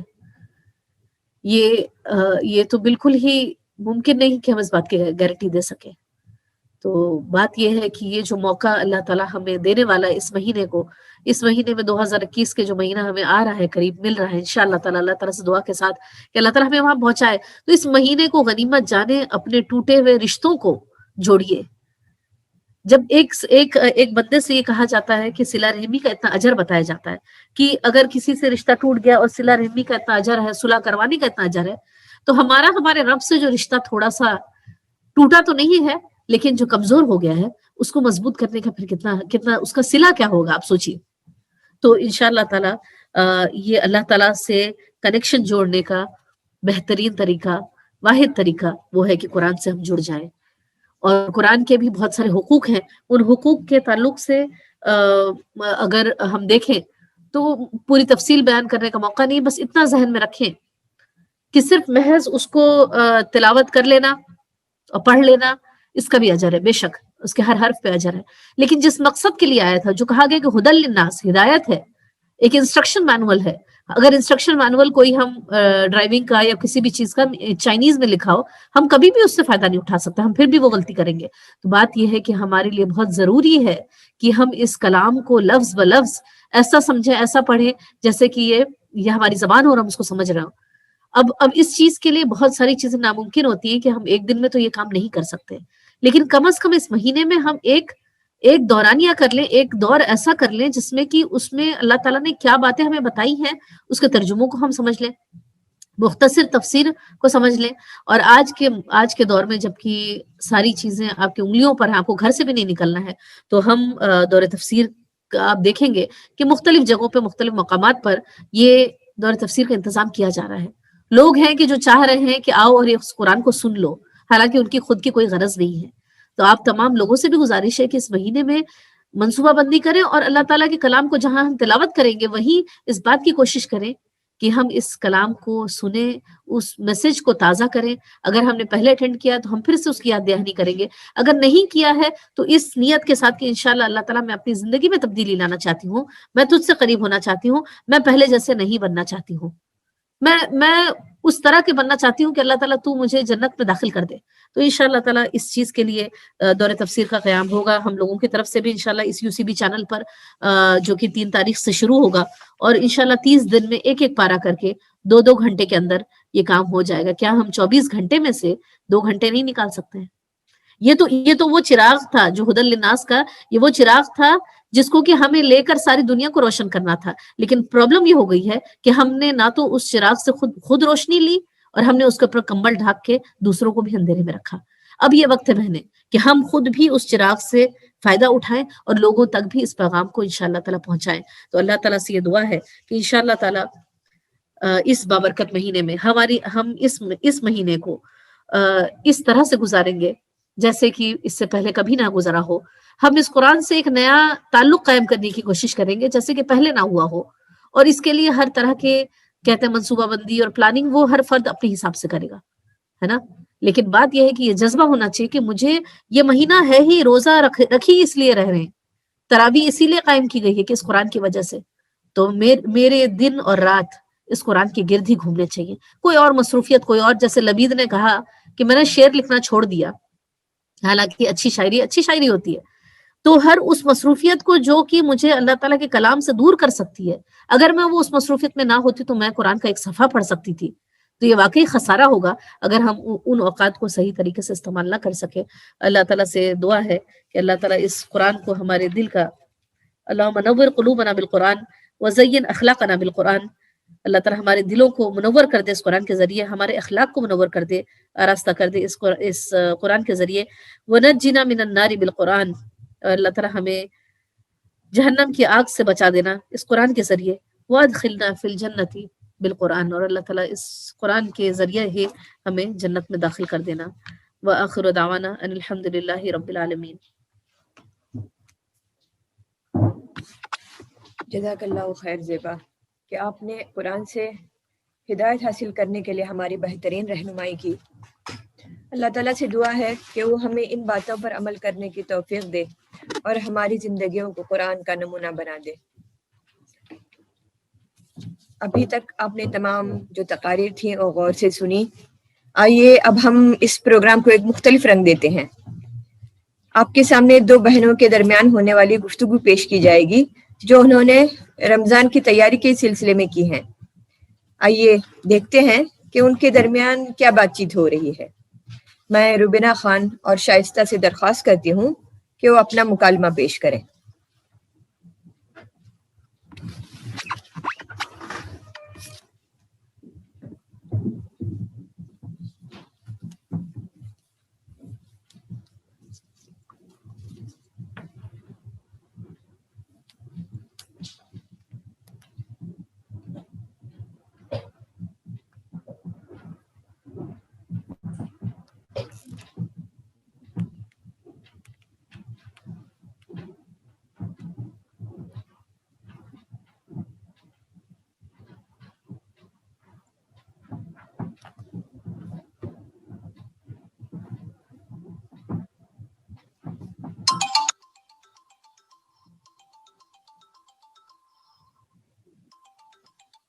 السلام علیکم باجی۔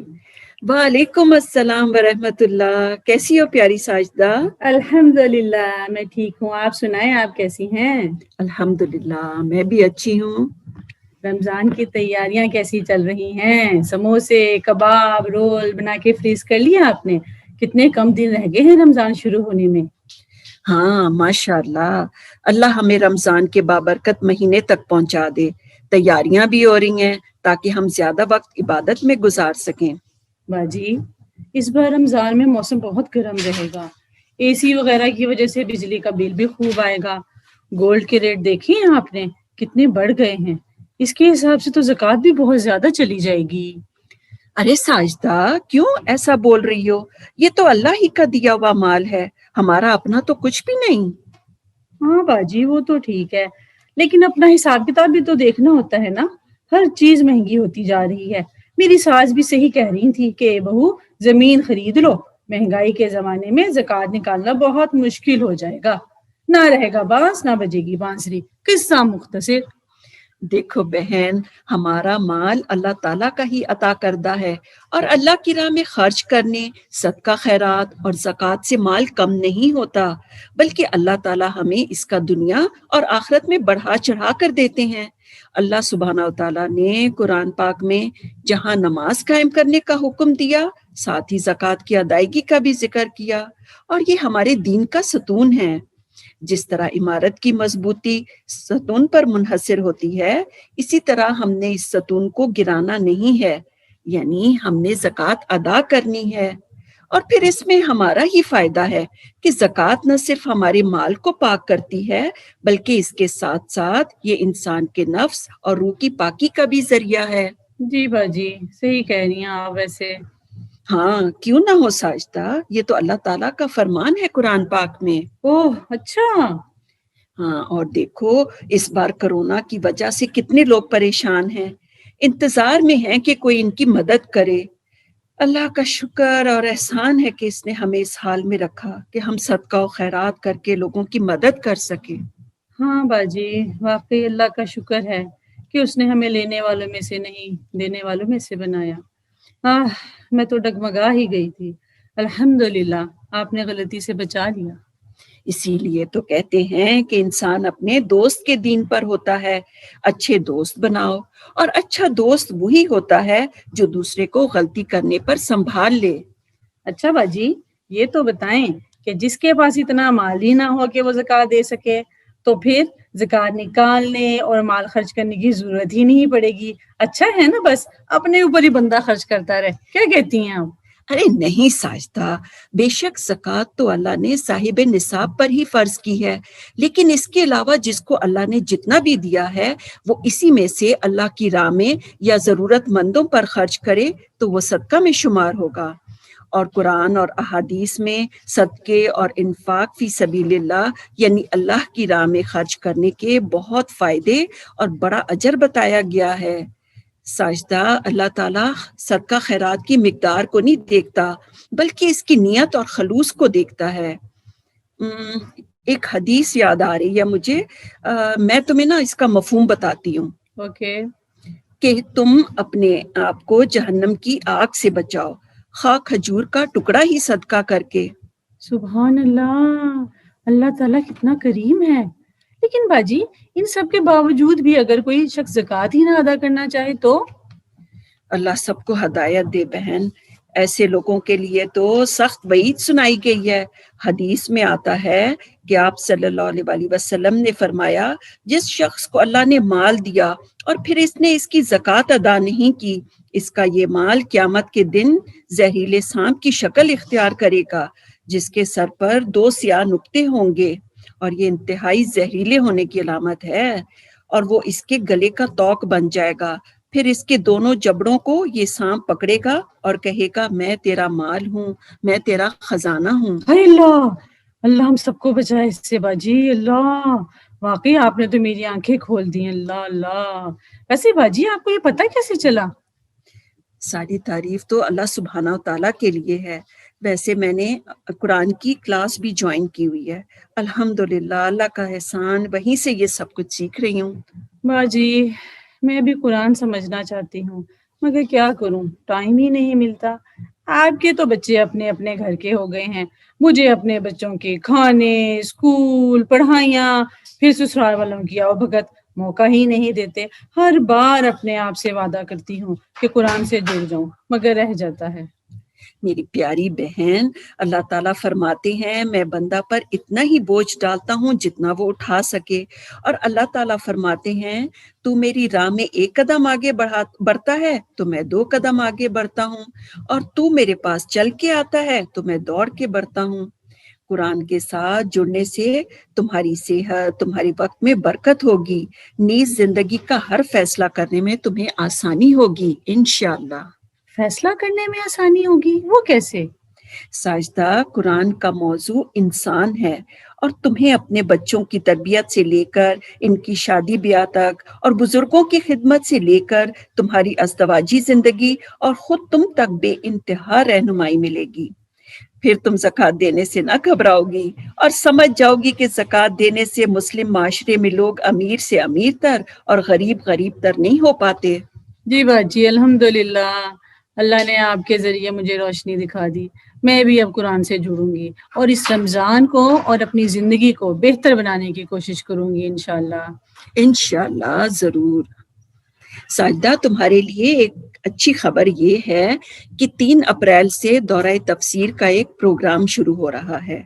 इसमें रोज़ाना एक पारा की मुख्तसर तफसीर रहेगी। मैं तुम्हें इसकी मज़ीद तफसीलात व्हाट्सएप करती हूँ, ठीक है?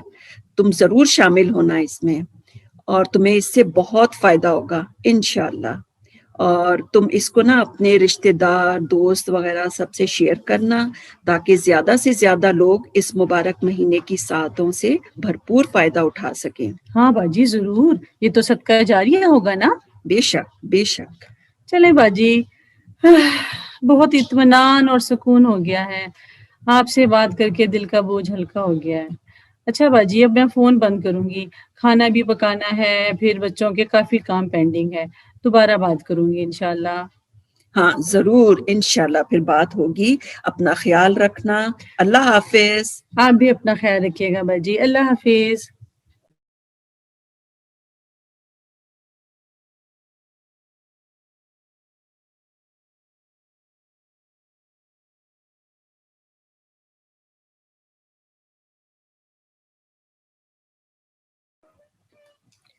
जज़ाकल्लाहु खैर रुबीना और शाइस्ता। उम्मीद है कि आप तमाम लोग इस मुकालमे से लुत्फ़अंदोज़ हुए होंगे और उनकी बातों से काफ़ी फ़ायदा भी हासिल किया होगा। अब हमारा प्रोग्राम इख्तिताम की तरफ बढ़ रहा है। किस कदर तुम पे गिरा सुबह की बेदारी है, हमसे कब प्यार है, हाँ नींद तुम्हें प्यारी है, तबे आज़ाद पे क़ैदे रमज़ां भारी है, तुम ही कह दो कि ये आईने वफ़ादारी है। हमारे सामने ज़िंदगी में बेशुमार मसरूफियात होती हैं, बेशुमार काम होते हैं। हम चाहते हैं कि वो तमाम काम कर डालें जो हम करना चाह रहे हैं, मगर हमारे पास महदूद वक्त होता है। हमारे इस महदूद और कीमती वक्त को हम किस तरह खर्च करें और कौन सा वो काम करें जो हमारे लिए मुफीद हो, खुसूसन रमज़ान में, जबकि एक एक नेकी का अज्र कई गुना बढ़ चुका होता है। इससे बेहतरीन फ़ायदा उठाने के लिए बेहतरीन मनसूबाबंदी की ज़रूरत है। इस माह से बेहतरीन फ़ायदा उठाने और इस बात को मौसर अंदाज में समझाने के लिए मैं बहन महजबीन को दावत देती हूँ कि वो इस पर कुछ रोशनी डालें। उनका मौजू है रमज़ानुल मुबारक करने के काम। ये महजबीन। औज़ु बिल्लाहि मिनश शैतानिर रजीम, बिस्मिल्लाहिर रहमानिर रहीम। रब्बिश्रह ली सदरी व यस्सिर ली अमरी वहलुल उक़दतम मिन लिसानी यफ़क़हू क़ौली। तमाम बहनों को अस्सलाम वालेकुम व रहमतुल्लाहि व बरकातुहू। रमज़ानुल मुबारक के इस्तक़बाल की फ़िक्र भी कितनी मुबारक फ़िक्र है। ये नेकियों का मौसम बहार, अल्लाह का मेहमान अपने साथ ढेरों इनामात लेकर आ रहा है। मुझे तैयारी करनी है किस चीज़ की? इजाफी सौदे और सामान की, या घर की सफाइयों की, या खाने की नई नई तरकीबों की लिस्ट की। लेकिन रोजे का मकसद बयान किया गया है, लअल्लकुम तत्तकून, और तकवा का मुकाम बयान किया गया दिल। अब क्या दिल की सफाई भी दरकार है? और दिल के जरिए जिस्म में सप्लाई होने वाले खून की सफाई भी दरकार है, यकीनन। और क्या रिश्तों, नातों और हुकूक और फराइज की सफाई भी दरकार है, यकीनन। आप सल्लल्लाहु अलैहि वसल्लम ने फरमाया, अस्सियामु जुन्ना, यानी रोजा ढाल है। और आप सल्लल्लाहु अलैहि वसल्लम ने फरमाया कि जिसने ईमान और एहतसाब के साथ रोजा रखा उसके सारे गुनाह बख्श दिए जाएंगे। तो आइए मैं और आप ये देखते हैं कि रमजानुल मुबारक के में ऐसे कौन से काम जो कुछ हमें बताए जा रहे हैं उसको हम किस तरह प्लान करें, किस तरह उसको ज़्यादा से ज़्यादा अपने लिए फायदेमंद बनाने की कोशिश करें। इसमें सबसे पहली चीज जो आज से ही मुझे और आपको करनी है वो है नियत। کیونکہ ہم بار بار یہ بات سن رہے ہیں کہ رمضان نیکیوں کا موسم بہار ہے، تو موسم بہار میں جو فصل کاٹنی ہے اس کا بیج پہلے ہی بونا ہوگا نا، تبھی تو ہم اس کی فصل کاٹ سکیں گے۔ تو آج سے ہی اس نیت کا بیج، ان نیک اعمال کی نیتوں کا بیج ہمیں بونا ہے، اور خالی نیت یوں نہیں کر لینی کہ ہم رمضان میں یوں یہ کریں گے اور وہ کریں گے، یا قرآن سنیں گے، یا نمازیں پڑھیں گے، یا روزے رکھیں گے، بلکہ ایک طے شدہ پلاننگ ہماری آج سے ہی ہو۔ ابھی بھی الحمدللہ ہمارے پاس کافی دن موجود ہیں رمضان کے شروع ہونے میں، اور ہم نے آج جو کچھ سنا اس پروگرام کے ذریعے اور مزید جو سنیں گے اس کو ہم ایک منصوبے کے اندر ڈھال لیں، اس کی ایک پلاننگ کر لیں کہ جو نکات میں نے آج لیے اس کو میں کس طرح اس رمضان میں اپلائی کروں گی انشاءاللہ تعالی، تو تبھی وہ نیکیوں کی فصل جو ہے وہ ہمارے لیے کارآمد ہوگی، ہم اس سے فائدہ اٹھا سکیں گے جو رمضان میں بڑھنے والی ہے اور نشو نما ہونے والی ہے اس کی۔ اس کے لیے میں نے آج کے پروگرام کو 3 حصوں میں تقسیم کیا ہے، کوشش کریں گے ہم کہ ان تینوں حوالوں سے بات کر لیں۔ ایک تو یہ کہ رمضان المبارک میں کرنے کے لیے ہمیں اپنی روحانی تربیت کے حوالے سے کیا کام کرنے ہیں، پھر اپنی جسمانی صحت کے حوالے سے ہمیں کیا کام کرنے ہیں، اور تیسرا یہ کہ ہمیں گھریلو امور کے ضمن میں اپنے حقوق اور فرائض کی ادائیگی کے ضمن میں ہمیں کیا کیا کام کرنے ہیں۔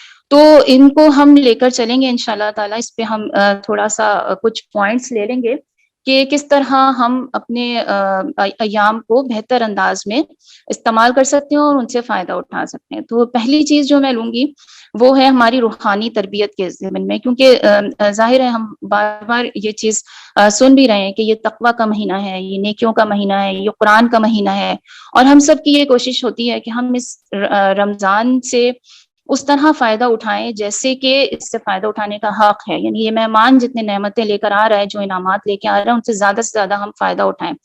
تو عبادات کے حوالے سے بہت سی باتیں ہوئی، لیکن چونکہ ہم گھریلو خواتین ہیں اور ہم میں سے ہر فرد یا تو وہ بیوی یا ماں یا بیٹی یا بہن کسی نہ کسی روپ میں اپنی ذمہ داریاں اپنے گھروں میں ادا کر رہے ہیں، اس لیے میں ان دونوں چیزوں کو، یعنی ہماری روحانی تربیت اور ہماری گھر کی ذمہ داریاں، ان دو چیزوں کو ساتھ لے کر چلوں گی۔ تو ان دونوں چیزوں کو ساتھ لے کر چلنے میں سب سے پہلے ہمیں اپنے ذہن میں یہ والی بات واضح کرنی ہوگی کہ مومن کا ہر کام عبادت ہے۔ اگر ہم اس رمضان کی تیاری کے لیے آج سے ہی اپنی گھر کی صفائیاں شروع کر رہے ہیں، یا گھر میں سودے لا کر ڈال رہے ہیں، یا فریج کے اندر چیزیں بنا کر فریز کر رہے ہیں، تو کیا اس کا مقصد کوئی دنیاوی لذت کا حصول ہے؟ نہیں نا، بلکہ ہمارے سب کے ذہنوں میں یہ بات ہوتی ہے کہ ہم یہ کام اس لیے کر رہے ہیں تاکہ ہم اپنے گھر والوں کو بہترین انداز میں سحر اور افطار کی سہولیات مہیا کر سکیں، روزے داروں کا روزہ بہترین انداز میں کھلوا سکیں، اور یا یہ کہ ہم اپنے وقت کو بچا سکیں اور اپنی عبادات کو بہتر بنا سکیں، ہے نا۔ تو پھر یہ دنیاوی کام بھی ہماری عبادت بن گئے نا۔ تو الحمدللہ اللہ کا بڑا احسان ہے کہ ہم جتنے بھی حقوق اور فرائض اپنے گھر کے اندر انجام دیتے ہیں وہ سب کے سب عبادت ہیں۔ تو ایک چیز تو یہ پہلے کلیئر کر لیں، کیونکہ اکثر ہم یہ بات سنتے ہیں کہ رمضان سے پہلے یہ کر کے رکھ لو، وہ کر کے رکھ لو، تاکہ اس کام کے لیے فارغ ہو جاؤ، اس کام کے لیے عبادتوں کے لیے فارغ ہو جاؤ۔ تو میری پیاری بہنوں، اور خصوصاً وہ بہنیں جن کے چھوٹے چھوٹے بچے ہیں اور نماز بھی وہ فوکس نہیں کر پاتی، اور تلاوت بھی ان کی اس طریقے سے نہیں ہو پاتی جیسے کہ ایک خواہش ہوتی ہے اور ایک آرزو تمنا ہوتی ہے کہ بھئی ہمیں قرآن تو کم از کم مکمل کر لیں، یا اچھے طریقے سے ہم تلاوت تو پڑھ لیں، ایک سپارہ تو پڑھ لیں یا 1.5 تو پڑھ لیں۔ لیکن ہم یہ دیکھتے ہیں کہ کبھی کسی بچے کے رونے کی آواز ہے، کسی کو سلانا ہے، کسی کو اٹھانا ہے، کسی کو ناشتہ کرانا ہے، کسی کو دودھ پلانا ہے۔ تو یہ سب جو چیزیں جو ہم خواتین کے ساتھ ساتھ چل رہی ہوتی ہیں، اس میں ہمارے اوپر ایک چڑچڑا پن اور ایک جھنجھلاہٹ سوار ہو جاتی، اور ہمارے ذہن میں یہ بات آ رہی ہوتی ہے کہ شاید ہم روزے کا وہ حق ادا نہیں کر پا رہے، ہم اس رمضان سے وہ حاصل نہیں کر پا رہے جو یہ رمضان ہمیں دینا چاہ رہا ہے، یا اس کی جو برکتیں اور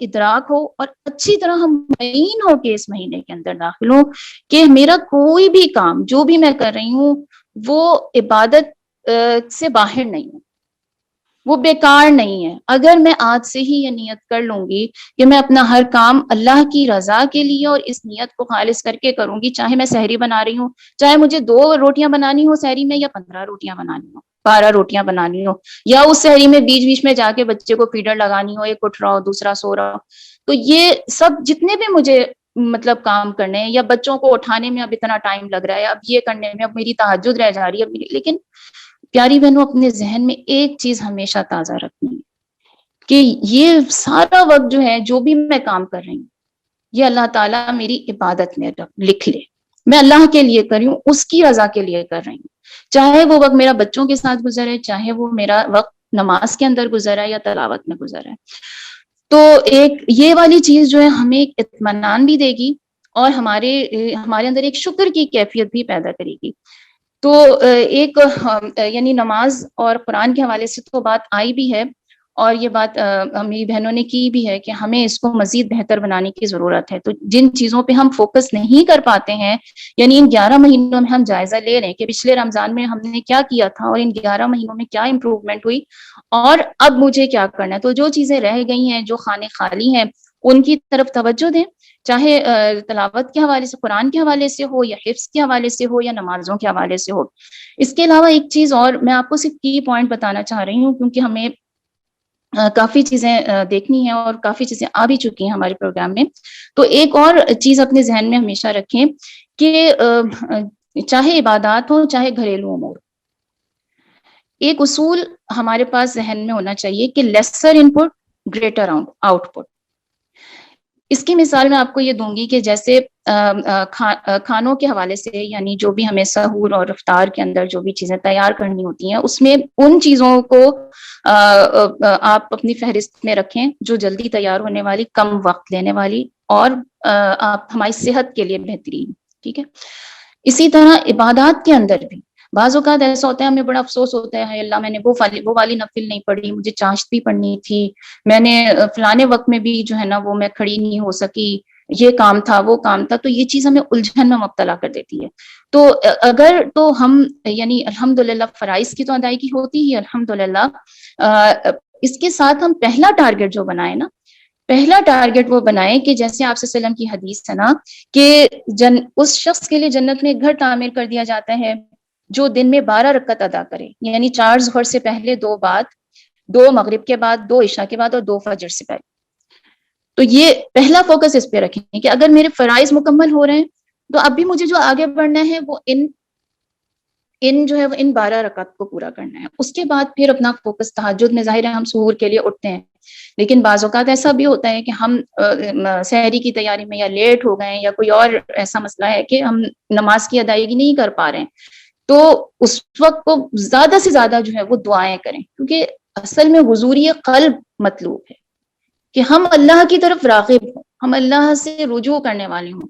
بہت ہی بہترین ہے کہ ہمارے پاس ٹائم ہو اور ہم اس طرح ہم اٹھیں کہ ہم تہجد کی نماز, کیونکہ عام دنوں میں تو ہم وہ نماز اتنا ہم پابندی نہیں کر پاتے, لیکن یہ سحری کا وقت ایسا ہوتا ہے کہ ہمیں اٹھنا ہی اٹھنا ہوتا ہے. تو تھوڑا 10 منٹ پہلے یا 15 منٹ پہلے اٹھ کر ہم اپنی تہجد کو ادا کر سکتے ہیں. تو جو چیزیں یعنی ہمیں کم وقت میں زیادہ فائدہ دینے والی ہیں ان کے اوپر ہم ضرور فوکس کر لیں, خواہ وہ گھریلو امور ہو یا وہ عبادات کے حوالے سے کوئی بات ہو. اس کے علاوہ ایک اور چیز, یعنی ہر جیسے ہم کہتے ہیں نا استغفار اور اذکار یا کلمات جو بھی اللہ تعالیٰ نے اللہ کے نبی صلی اللہ علیہ وسلم کے ذریعے کلمات ہمیں سکھائے گئے, ان کا زیادہ سے زیادہ ذکر, یا صبح شام کے اذکار, ان کا تو ہم کرتے ہی ہیں الحمدللہ تمام, اور اگر نہیں کرتے تو ان کو بھی اپنی فہرست میں رکھیں, کیونکہ صبح و شام کے اذکار یا استغفار کا اہتمام یہ تو ایسی چیزیں ہیں کہ وہ ہماری زندگی میں شامل ہونی چاہیے. تو اگر ہم پہلے نہیں کرتے تو اب کریں, اور اگر اب کرتے ہیں تو مزید بھی پابندی کریں اور گھر والوں کو بھی اس کی پابندی کرائیں. لیکن اس کے ساتھ ساتھ ایک چیز جس پر ہم کر سکتے ہیں اس کو, یعنی ایک ٹارگٹ کے طور پر لے سکتے ہیں کہ مجھے ایک کمی مطلب خواتین کے اعتبار سے بھی لگتی بھی, اور آپ وسلم کی حدیث کے اندر بھی ہے کہ یہ ناشکری ہوتی ہیں. تو شکر گزاری کا جو پہلو ہے نا اس کو تھوڑا سا اپنے یعنی ٹارگٹس کے اندر رکھیں کہ اس رمضان کے اندر میں اللہ کی نعمتوں کے اوپر غور کروں گی، یعنی وہ نعمتیں جو اس نے مجھے عطا کی، اور اس کے لیے ہمیں کوئی ایکسٹرا ٹائم لگانے کی ضرورت نہیں ہے، کیونکہ اللہ تعالیٰ نے سورہ آل عمران میں فرما دیا کہ وہ تو کھڑے، اولی الالباب کون ہے کہ جو کھڑے بیٹھے لیٹے ہر حال میں اللہ کو یاد کر رہے ہوتے ہیں، اللہ کی نعمتوں پر شکر کر رہے ہوتے ہیں، اس کا ذکر کر رہے ہوتے ہیں. تو چاہے میں کچن میں جو ہے وہ افطاری بنا رہی ہوں، چاہے سحری بنا رہی ہوں، چاہے میں دسترخوان لگا رہی ہوں، چاہے صفائی کر رہی ہوں، چاہے بچوں کو سنبھال رہی ہوں، کوئی بھی کام میں کر رہی ہوں، اس پہ میں غور کرتی رہوں کہ اس میں اللہ نے میرے لیے کیا آسانیاں رکھی ہیں، اللہ نے اس کو میرے لیے کیسے نعمت بنائے. کتنا غصہ آتا ہے نا جب ہم نماز کے لیے وضو کر کے آتے ہیں اور دوپٹہ باندھ رہے ہوتے ہیں اور ادھر سے جو ہے 2 بچے لڑنا شروع ہو جاتے ہیں، اور ایک ایک ہاتھ ہم جڑتے ہیں کہ تم لوگ جو ہے نا مجھے نماز پڑھنے کے لیے بھی فارغ نہیں چھوڑتے. تو یہ واقعتاً یہ ہماری زندگیاں ہیں اور یہ ہماری فطرت بھی ہے کہ ہم ایسی چیزوں سے بہت اکتا بھی جاتے ہیں کہ ہمیں کسی بھی عبادت کے لیے ہم اپنے آپ کو یکسو نہیں کر پاتے. تو اللہ کا شکر ادا کریں. اس وقت جس وقت مجھے اس چیز کے اوپر غصہ آ رہا ہے، میں یہ سوچوں کہ وہ جو قرآن میں نے دورے قرآن میں سنا تھا، وہ جو کلاس لی تھی، جو میں روز پڑھ رہی ہوں، اس کے اوپر میں نے کتنا غور کیا. تو یہ ایک نقطہ یہ بھی ہے آج کے پروگرام کے حوالے سے میرا، کہ قرآن کو ختم کرنا یا 1 سپارہ پڑھنا یا 1.5 پڑھنا، یا دورہ قرآن اٹینڈ کرنا یا نمازوں کی زیادہ سے زیادہ کثرت کرنا، یہ سب تو اس کے لیے تو میں بہت حریص ہوتی ہوں کہ میں کروں، لیکن وہ قرآن جو میں پڑھ رہی ہوں اس پہ میں نے کیسے غور کیا، اس کی ایک مثال میں آپ کو دینا چاہتی ہوں، خصوصاً اس حوالے سے جو میں نے ابھی ایک مثال آپ کے سامنے رکھی کہ گھریلو امور کے اندر ہم عموماً چڑچڑاپن اور غصہ اور جھنجھلاہٹ کے شکار ہو جاتے ہیں. تو اس کی ایک مثال میں آپ کے سامنے رکھنا چاہتی ہوں کہ جیسے ایک قرآن کی ایک آیت ہے سورہ لقمان میں، اللہ تعالیٰ فرماتے ہیں نا کہ وَغْضُضْ مِن صَوْتِكَ إِنَّ أَنكَرَ الْأَصْوَاتِ لَصَوْتُ الْحَمِيرِ. تو یہاں پر کیا فرمایا گیا ہے کہ اپنی آواز کو نیچا رکھو، پست رکھو. بے شک آوازوں میں سب سے بری آواز اس کی آواز ہے گدھے کی آواز. اگر میں قرآن پر غور کرنے والی ہوں تو میں سوچوں گی کہ یا اللہ، سب سے بری آواز تو گدھے کی آواز ہے. جب میں چیخ چلا رہی ہوتی ہوں، جب میں غصہ اور جھنجھلاہٹ کا اظہار کر رہی ہوتی ہوں، تو کیا میں اس سے مشابہ ہو جاتی ہوں؟ اس کی ایک پریکٹیکل صورت بھی ہو سکتی ہے. اس طرح کی جو آیات ہیں نا، جو ہمارے اندر کمیاں ہیں، ان آیات ہم یاد کریں، ان کو کسی مناسب جگہ پر اپنے سامنے لکھ کر لگائیں اور بچوں کو اس کے اندر شامل رکھیں، کیونکہ ماں جو ہے اس کا عکس بچوں کے اوپر آتا ہے، وہ ریفلیکٹ کر رہی ہوتی ہے، بچے اس کا ریفلیکشن ہوتے ہیں نا.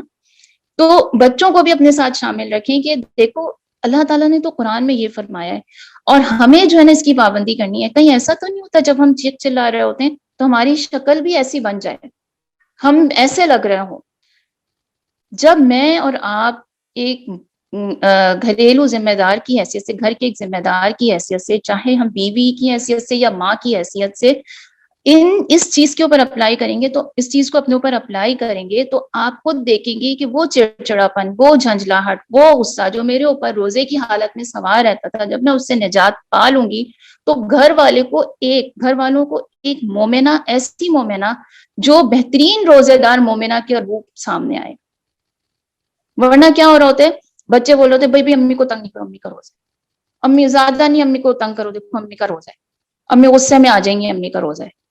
یعنی جو ہم نے روزے کا ایک جو عکس جو ایک بنایا ہوا ہے، وہ کیا ہے کہ روزے میں تو جو ہے نا یہ ایک عمومی چیز ہے، غصہ آنا اور جھنجھلاہٹ ہونا اور بچوں کی مار پٹائی، یہ تو ایک عام سی چیز ہے. حالانکہ روزے دار ماں کا ایک سمبل ہمیں اپنے بچوں کو دکھانا چاہیے کہ روزے دار ماں تو ایسی ہوتی ہے جو تحمل کرنے والی، جو غصے کو برداشت کرنے والی، جو ان تمام چیزوں سے، یعنی چیخ پکار جھنڈلا جو عام دنوں میں ہم کر رہے ہوتے ہیں، اس سے دور رہنے والی ہوتی ہے. تو آپ یہ دیکھیں گے کہ اس کا اثر صرف آپ کے اوپر ہی نہیں ہوگا. یہ جو ہم کہتے ہیں ہمارے سر میں درد ہو رہا ہے، یہ ہو گیا، وہ ہو گیا، آج تو بچوں نے بڑا تھکایا، تو ان سب چیزوں سے نہ صرف ہم بچیں گے، ہماری اپنی صحت کے اوپر اچھا اثر پڑے گا، بلکہ گھر کا ماحول بھی پرسکون ہوگا.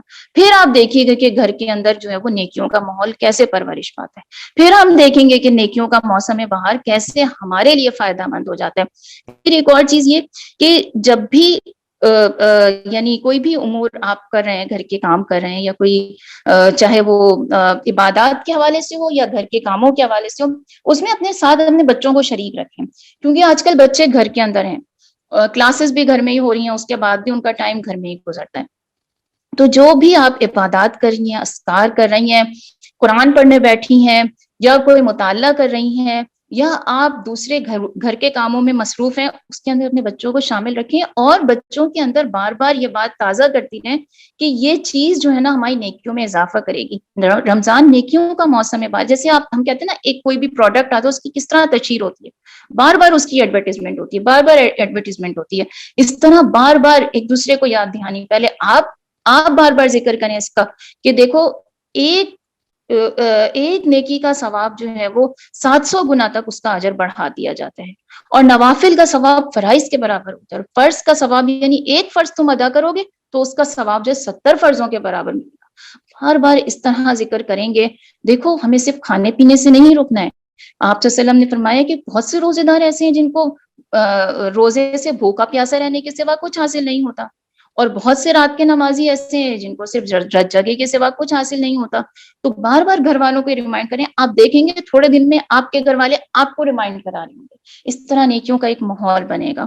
تو یہ چیز اہم ہے کہ نیکیوں کا ماحول ہم کس طرح بنائیں. پھر اس کی پلاننگ، ہم جو بات کر رہے ہیں کہ ہم پلاننگ کریں، تو ہم آج سے ہی اس کی پلاننگ کر لیں، بچوں کے ساتھ بیٹھ کر بھی، کہ ہم ان کی بھی ڈائریاں بنوا لیں، خود بھی اپنے ٹارگیٹ سیٹ کر لیں کہ ان کو کیا کیا کرنا ہے اور ہمیں کہاں کیا کیا کرنا ہے، اپنے ساتھ ان کو رکھیں تاکہ ہم خود ہمارے لیے یہ کام کرنا جو ہے وہ آسان ہو جائے.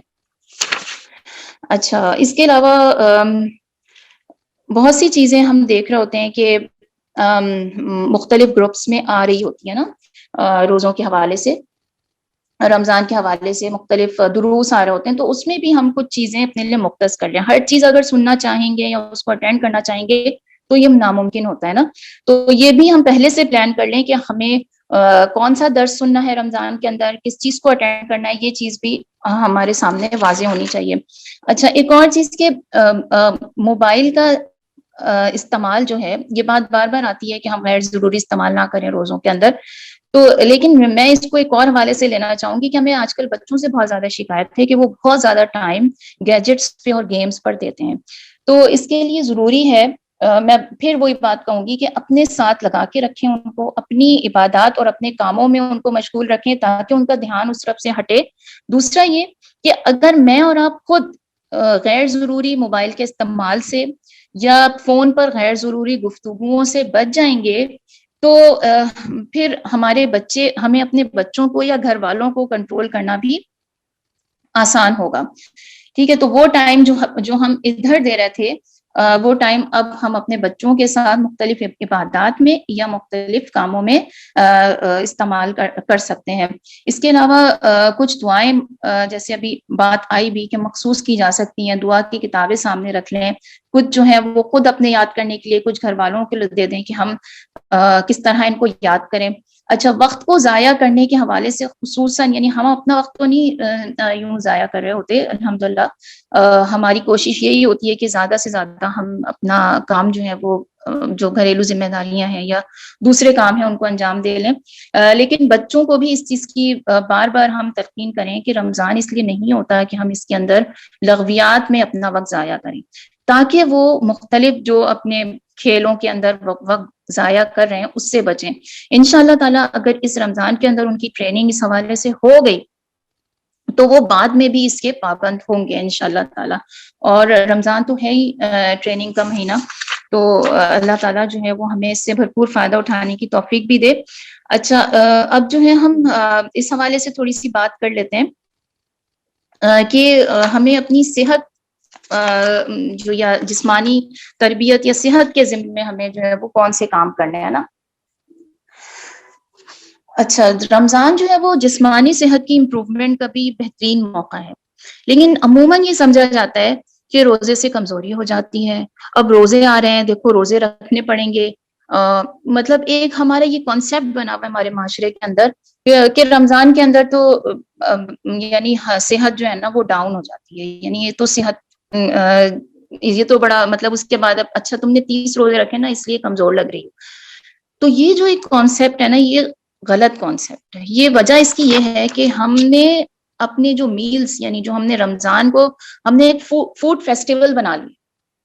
حالانکہ رمضان تو آیا اس لیے ہے کہ وہ نہ صرف یہ کہ ہماری روحانی بالادگی کرے یعنی ہماری روح کو نشوونما دے بلکہ ہماری صحت کو بہتر بنانے کے لیے رمضان آتا ہے. جیسے ہم کہتے ہیں نا کبھی ہمارا موبائل ہمیں تنگ کر رہا ہوتا ہے تو ہم اس کو ریفریش کرتے ہیں, تو رمضان اس لیے آتا ہے کہ وہ ہماری باڈی کو ریفریش کرے, ہماری صحت کو ریفریش کرے.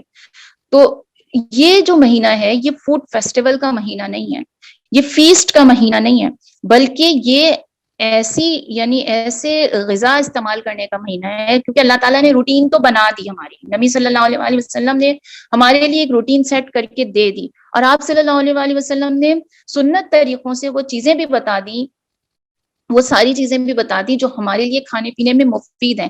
لیکن اس کو ہم نے اپنے لیے بوجھ یوں بنایا کہ ہم نے تو اس کو ایک فوڈ فیسٹیول بنا لیا کہ ہم نے تو بڑی بڑی لسٹیں تیار کی کہ اب ہمیں یوں یہ پکانا ہے وہ کھانا ہے. یعنی پورے سال میں جو ہم نہیں کھاتے وہ ہم رمضان کے اندر ہماری وہ ہوتا ہے کہ ہم نئی نئی ترکیبیں جو ہیں وہ, اور کچھ میڈیا نے بھی ہمارے لیے ایسا یہ ماحول بنا دیا ہے کہ رمضان تو مہینہ اس چیز کا ہے کہ نئی ترکیبیں ٹرائی کریں اور نئے نئے کھانے بنائیں اور یہ اور وہ. تو آپ کے سامنے کچھ چیزیں سلائیڈ کے اوپر بھی آ رہی ہوں گی کہ آپ یہ دیکھیں کہ ہمارا زیادہ تر زور جن چیزوں کے اوپر ہونا چاہیے وہ چیزیں ہیں جو ہماری باڈی کو صحت مند رکھ سکیں. کیونکہ آج بھی ماڈرن سائنس جو ماڈرن گائیڈ لائن جو ہمیں دیتی ہے, سائنس میڈیکل سائنس دیتی ہے صحت مند خوراک کے حوالے سے, وہ وہی ہیں جو 1400 سال پہلے نبی صلی اللہ علیہ وسلم نے ہمیں بتا دی تھی. دیکھیں قرآن میں سورہ طٰہٰ میں اللہ تعالیٰ فرماتے ہیں آیت نمبر 81 میں, کلوا من طیبات ما رزقناکم ولا تطغوا فیہ, کہ جو کچھ ہم نے تم کو دیا ہے اس میں سے کھاؤ اور زیادتی نہ کرو, سرکشی نہ کرو. اصل میں تو یہ جو اوور ایٹنگ ہے جو جس کا ہم رمضان میں شکار ہو جاتے ہیں یہ دنیاوی لذتوں کو بڑھا دیتی ہے اور روح کی نشوونما میں رکاوٹ بنتی ہے. اسی لیے نبی صلی اللہ علیہ وسلم نے فرمایا ہے کہ بدترین برتن پیٹ ہے جسے بھرا جاتا ہے, لہٰذا معدے کے 3 حصے کر لو, ایک کھانے کے لیے, دوسرا پانی کے لیے اور تیسرا ہوا کے لیے. تو یہ اوور ایٹنگ تو اسلام میں آپ سمجھیں کہ آپ صلی اللہ علیہ وسلم کا طریقہ ہی نہیں تھا, سنت طریقہ ہی نہیں کہ آپ کبھی بھی پیٹ بھر کے نہیں کھانا کھایا کرتے تھے, اور مسلمانوں کو اسی چیز کا حکم دیا گیا. لیکن رمضان کا مہینہ ہم نے تو اس چیز کے لیے مخصوص ہی کر دیا ہے کہ ہم خوب پکاتے بھی ہیں اور خوب کھاتے بھی ہیں. حالانکہ اللہ تعالیٰ نے جو روٹین ہمارے لیے سیٹ کی سحور اور افطار کی, اس میں تو ہمیں کم کھانا چاہیے اور کم پکانا چاہیے. یعنی ایک میل تو ہم مس کرتے ہیں نا دوپہر کا اس کے اندر, لیکن اس کے باوجود ہمارے سودے بھی پورے سال سے زیادہ ہوتے ہیں اور ہمارا کھانا پکانے کا یعنی دورانیہ بھی اور مقدار بھی سب بڑھ جاتی ہے. تو ایک تو یہ ایک چیز تو ہم یہ دیکھ لیں کہ زیادہ تر زور جو ہمیں رکھنا ہے, اگر آپ اس سے پہلے والی سلائیڈ ذرا دکھا دیں جو آپ نے پہلے ایک سرکل دکھایا تھا, اس میں آپ دیکھ لیں کہ جو زیادہ حصہ موسٹ آف دی پورشن ہماری جو ڈائٹ کا ہونا چاہیے وہ فروٹس اور ویجیٹیبل اور سیریلز وغیرہ ہیں. یعنی بریڈ اور سیریلز یعنی ہول میل سیریلز جو ہوتے ہیں وہ ہماری خوراک کا حصہ ہونا چاہیے. پھر اس کے بعد اس سے کم حصہ جو ہے ڈیری پروڈکٹس کا ہے اور میٹ یعنی فش وغیرہ کا ہے, اور سب سے کم حصہ وہ ہے جو ہماری زندگی میں سب پر حاوی ہے, یعنی فیٹس اور شوگر, یعنی یہ فیٹی فوڈس اور میٹھی غذائیں, میٹھی چیزیں. یعنی اس کی جو ہمارے سحر اور افطار میں جو کثرت ہے اس کا پورشن ہماری سحور اور افطار میں سب سے کم ہونا چاہیے. اور اس کا ہی یعنی تیل والی غذائیں, تلی ہوئی چیزیں اور میٹھی چیزیں, ان کی کثرت سے ہم اپنی غذا کو بوجھل بنا لیتے ہیں اور طبیعت کو خراب کر لیتے ہیں. اور بجائے اس کے کہ رمضان کو ہم اپنی صحت کو ریفریش کرنے کا یا اپنی ہیلتھ کو امپروو کرنے کا ذریعہ بنائیں, وہ ہمارے لیے جو ہے وہ مزید مسائل کا شکار بن جاتا ہے. اس لیے پہلے تو ہمیں زور رکھنا ہے اپنا زیادہ پورشن ہمارا جو ہے فروٹس ویجیٹیبلس اور سیریلس پر ہونا چاہیے، یعنی ہول میل گرینس جو ہیں ان کے اوپر ہونا چاہیے. جیسے آٹا بھی ہم استعمال کریں تو وہ چھنا بنا ہو بلکہ بھوسی والا آٹا ہو. اس کے اندر اب آپ یہ دیکھ لیں کہ یہ ایک چارٹ ہے جس کے اندر آپ کو بتایا گیا ہے کہ کون سی غذائیں ہمیں استعمال کرنی ہیں اور کون سی غذائیں جن سے ہمیں بچنا ہے.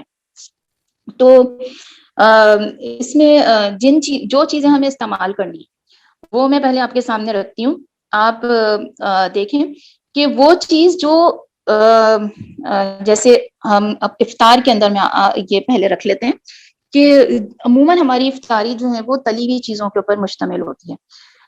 حالانکہ یہ جتنی بھی تلی ہوئی چیزیں ہیں یا میٹھی چیزیں ہیں یہ ساری کی ساری ہماری صحت کو خراب کر رہی ہوتی ہیں. جبکہ اس کے مقابلے میں اگر ہم جیسے چنوں کا استعمال کریں، چاہے اس کے اندر سفید چنے ہو یا کالے چنے، اور ان کی چاٹ بنانا جیسے دہی کے ساتھ یا یہ آلو کے ساتھ جو ہم چاٹ بناتے ہیں یہ ہماری صحت کے لیے مفید ہوتی ہے، طبیعت پر بھاری نہیں ہوتی ہے. اسی طرح ڈیئری پروڈکٹس جو ہیں، دودھ کی بنی ہوئی چیزیں، یعنی بجائے اس کے کہ ہم پیسٹریز یا گلاب جامن یا فرائیڈ میٹھی چیزیں بنا رہے ہوں، اس کے بجائے دودھ کی بنی ہوئی چیزیں استعمال کریں. مثلا کھیر ہے، پڈنگ ہے، رس ملائی ہے، اس طرح کی چیزیں ہم افطار کے اندر بنا سکتے ہیں. اسی طرح جو کوکنگ میتھڈز ہیں اس کو بھی ہمیں تبدیل کرنے کی ضرورت ہے کہ ڈیپ فرائنگ یا ایکسیسو آئل کڑی کے بجائے ہم شیلو فرائی پر ہیں یا گرل کریں یا بیک کریں. یعنی یہ جو فش اور میٹ وغیرہ یہ ہے، یہ سب اگر ہم یا چکن ہے اس کو اگر ہم بیک کر لیں یا اسٹیم میں پکا لیں یا گرل کر لیں. اور گریوی یعنی جو ہم آئل استعمال کرتے ہیں نا گریوی کے اندر، جو کڑی ہم یعنی ایک عادت سی ہے نا جو ہمارے کھانے ہوتے ہیں، اس میں ظاہر ہے جب تک وہ تیل اوپر تیر نہ رہا ہو تو وہ سالن کا مزہ ہی نہیں آتا نا، قورمے کا تو مزہ ہی نہیں آتا. تو اس کو بھی ہمیں گریجولی اگر ہم اس رمضان کے اندر ریڈیوس کرنے کی کوشش کریں، یعنی اگر ہم 5 ٹیبل اسپون یوز کرتے ہیں تو 4 کریں، 4 کرتے ہیں تو 3 کریں، یعنی گریجولی اس کو ریڈیوس کرنے کی کوشش کریں. تو آپ یقین کریں کہ گھر والوں کو بھی پتہ نہیں چلے گا، اور انشاءاللہ ہم آہستہ آہستہ ان کو اس ڈائٹ پلان پہ لے آئیں گے جو رمضان ہمیں دینا چاہ رہا ہے. کیونکہ یہ رمضان جو ہے وہ میں بار بار کہوں گی یہ صرف ہماری روحانی بالیدگی کے لیے نہیں آیا، روحانی نشوونما کے لیے نہیں آیا، بلکہ ہماری ہیلتھ کو امپروو کرنے کے لیے بھی آیا. تو دونوں چیزوں سے ہمیں فائدہ اٹھانا ہے. پھر ایک اور چیز ہے کہ ریڈی میڈ فوڈ یا پھر جنک فوڈ، ان کا ہم نے اپنے آپ کو بہت عادی بنا لیا ہے. پیزا آ رہا ہے، پیزا آرڈر کر دیں افطار کے لیے، بروسٹ آرڈر کر دیں. تو یہ جو ریڈی میڈ فوڈ ہوتے ہیں یا پھر نگیٹس ہم تل رہے ہیں، یعنی پروسیس فوڈ جو ہوتے ہیں، یہ ہماری صحت کے لیے بہت مضر ہیں. اور ایک بات ذہن میں رکھیں کہ جو کینسر کا بھی جو مین ایک ریزن ایک یہ بھی ہے کہ جو پروسیس فوڈ، کیونکہ اس میں ایسے کیمیکل استعمال کیے جاتے ہیں جن کی ہماری باڈی جس کے لیے ریڈی نہیں ہوتی. تو ان سب چیزوں کو اوائڈ کرنے کی کوشش کریں کہ گھر میں بنا کر دیں یا گھر کی چیزیں استعمال کریں. اس کے علاوہ ایک اور چند چیزیں جو ہمیں سنت سے بھی ملتی ہیں اور ہماری صحت کے بہتر بنانے کے لیے آج بھی میڈیکل سائنس ہمیں یہ بتا رہی ہے کہ دالوں کا استعمال کریں، سبزیوں کا استعمال کریں. گوشت اگر ہم استعمال کریں تو بہت زیادہ نہیں کہ روز ہی ہم گوشت پکا رہے ہیں، بلکہ ایک یعنی بیلنس ڈائٹ ہماری ہو. فروٹس کا زیادہ استعمال کریں. اس کے علاوہ جوسز اگر آپ استعمال کریں تو فریش جوس بنائیں. خاص طور پہ جو کھجور کا ایک شربت بنایا جاتا ہے وہ بہت بہترین شربت ہوتا ہے اور وہ ہماری پیاس کو بجھاتا ہے. سحری میں بھی ہم استعمال کر سکتے ہیں اور افطار میں بھی اس کو استعمال کر سکتے ہیں. اور انجیر، جو کا استعمال، گندم کا استعمال، بغیر چھنا ہوا آٹا استعمال کریں. اور آلو، اوٹس، اس کے علاوہ سوجی اور چاول، یہ سب جو ہے کمپلیکس کاربوہائیڈریٹس، یہ جتنی بھی میلز ہیں یہ کمپلیکس کاربوہائیڈریٹس ان کے اندر ہوتے ہیں. کمپلیکس کاربوہائیڈریٹس وہ غذائیں ہوتی ہیں جن کے اندر فائبر بڑی تعداد میں موجود ہوتا ہے اور وہ دیر میں ہضم ہوتا ہے. یعنی جب ہم سحری میں یا افطار میں اس کو کھاتے ہیں تو دیر تک وہ ہمارے جسم میں رہتا ہے اور ہمیں بھوک کا احساس نہیں ہوتا، یعنی ہمارا روزہ جو ہے وہ آرام سے گزر جاتا ہے. جیسے اگر ہم فرض کریں کہ سحری میں اچھا ایک تو یہ بات ہے کہ سحری کو کبھی مس نہ کریں. اس سے پہلے بھی پروگرام میں یہ والی بات آئی کہ سحری میں برکت ہے اور تمہارے اور اہل کتاب کے روزوں میں سحری کھانے کا فرق ہے، تو سحری کو کبھی مس نہ کریں، یہ ہماری ہیلتھ کے لیے بہت ضروری ہے۔ تو یہ اپنی سحری کے اندر کھجور اور ڈیری پروڈکٹس کے اندر دہی کا استعمال اگر ہم رکھیں گے، تو میں آگے آتی ہوں کہ وہ چیزیں ہمارے لیے کیوں فائدہ مند بھی ہیں۔ اچھا، اس کے علاوہ یہ والی بات بھی میں نے آپ کو بتائی کہ افطار جو ہے وہ ایک کھانے کے طور پر ہونا چاہیے۔ Male should remain a male and not become a feast, یعنی فیسٹ نہیں ہو وہ، بلکہ ایک میل کی طرح ہی ہو۔ بلکہ کوشش کریں کہ اگر آپ نے آج کھانا بنا لیا ہے تو افطار جو ہے وہ نہ ہو، اور اگر افطار بنا لیا ہے تو کھانا نہ ہو، ٹھیک ہے؟ وہی والی حدیث والی بات آ جاتی ہے نا کہ سب سے برا برتن وہ ہے جو پیٹ ہے، جو بھرا جاتا ہے۔ تو اس کو ذہن میں رکھیں، اپنے سامنے لگا کے بھی رکھ دیں، بچوں کو بھی اس کے لیے تیار کریں، اور جیسے ہمارے گھر والوں کی فرمائشیں ہوتی ہیں ایک ایک کر کے اس کو ہم پورا کر بھی سکتے ہیں کہ آج تمہاری فرمائش کی چیز بن گئی ہے، کل اس کی فرمائش کی بنے گی، اس طرح ہم اس کو بیلنس بھی کر سکتے ہیں۔ اچھا، اس کے علاوہ ایک دو چیزیں جس کے اوپر میں بات کرنا چاہ رہی تھی کہ اکثر جو ہے وہ سحری کے بعد ہارٹ برن کی شکایت ہوتی ہے خواتین کو، یعنی یہ میں نارمل روٹین کی بات کر رہی ہوں۔ جو لوگ ڈائبٹک ہیں یا اور کسی بلڈ پریشر یا مختلف عارضوں میں مبتلا ہیں، ان کو تو اپنے عجیب رجوع کر کے اس کے حوالے سے بات کرنی چاہیے، یا ہاں وہ دیکھیں کہ مطلب ان سے پورا ڈائٹ پلان لے لیں۔ لیکن عمومی طور پہ جو ہمیں ہارٹ برن ہوتی ہے اکثر خواتین کو ہو جاتی ہے، تو اس کے لیے اگر ہم دہی کا استعمال کریں گے یا تیل والی اور مرچوں والی غذائیں استعمال نہیں کریں گے، سحری میں کھجور کا استعمال کریں گے، تو یہ جو جلن سینے میں ہوتی ہے دن میں وہ نہیں ہوگی۔ اس کے علاوہ ایک ہیڈ ایک، یہ سر میں درد کا بڑا ایک مسئلہ ایشو آتا ہے، تو اس کو بھی کور کرنے کے لیے آپ جو ہیں وہ ضروری ہے کہ پانی کا استعمال جو ہے وہ رات بھر میں زیادہ کریں۔ رات بھر میں افطار سے لے کر سحری تک جتنا بھی آپ پانی پی سکتے ہیں وہ پئیں، تاکہ یہ، اور پھر اس کے علاوہ اگر آپ چائے کے یا کافی کے عادی ہیں تو اس کو بھی کم کرنے کی ضرورت ہے۔ یعنی ابھی سے آپ کوشش کریں کہ دن میں اگر آپ چائے پیتی ہیں تو اس کو کم کر دیں، تاکہ اگر آپ، کیونکہ روزے میں جب آپ کو وہ نہیں ملے گی تو پھر آپ کے وہ سر درد کا مسئلہ بنے گی۔ تو یہ چند چیزیں ہیں جو میں نے آپ کے سامنے رکھی ہیں۔ اللہ تعالیٰ ہمیں اس رمضان سے بہترین فائدہ اٹھانے والا بنائے۔ اور باتیں تو اور بھی بہت ساری تھیں، لیکن وقت جو ہے وہ ختم ہو گیا ہے۔ انشاءاللہ تعالیٰ اللہ سے امید ہے کہ وہ ہمارے اس رمضان کو ہمارے حق میں حجت بنائے گا، اور ہمارے خاندان والوں کے لیے اور تمام لوگوں کے لیے جو اس سے فائدہ اٹھانا چاہتے ہیں ان کے لیے اجر اور ثواب کا باعث بنائے گا، اور تو پوری دنیا کے مسلمانوں کے لیے عافیت کا باعث بنے گا۔ وآخر دعوانا الحمد للہ رب العالمین۔ السلام علیکم ورحمۃ اللہ۔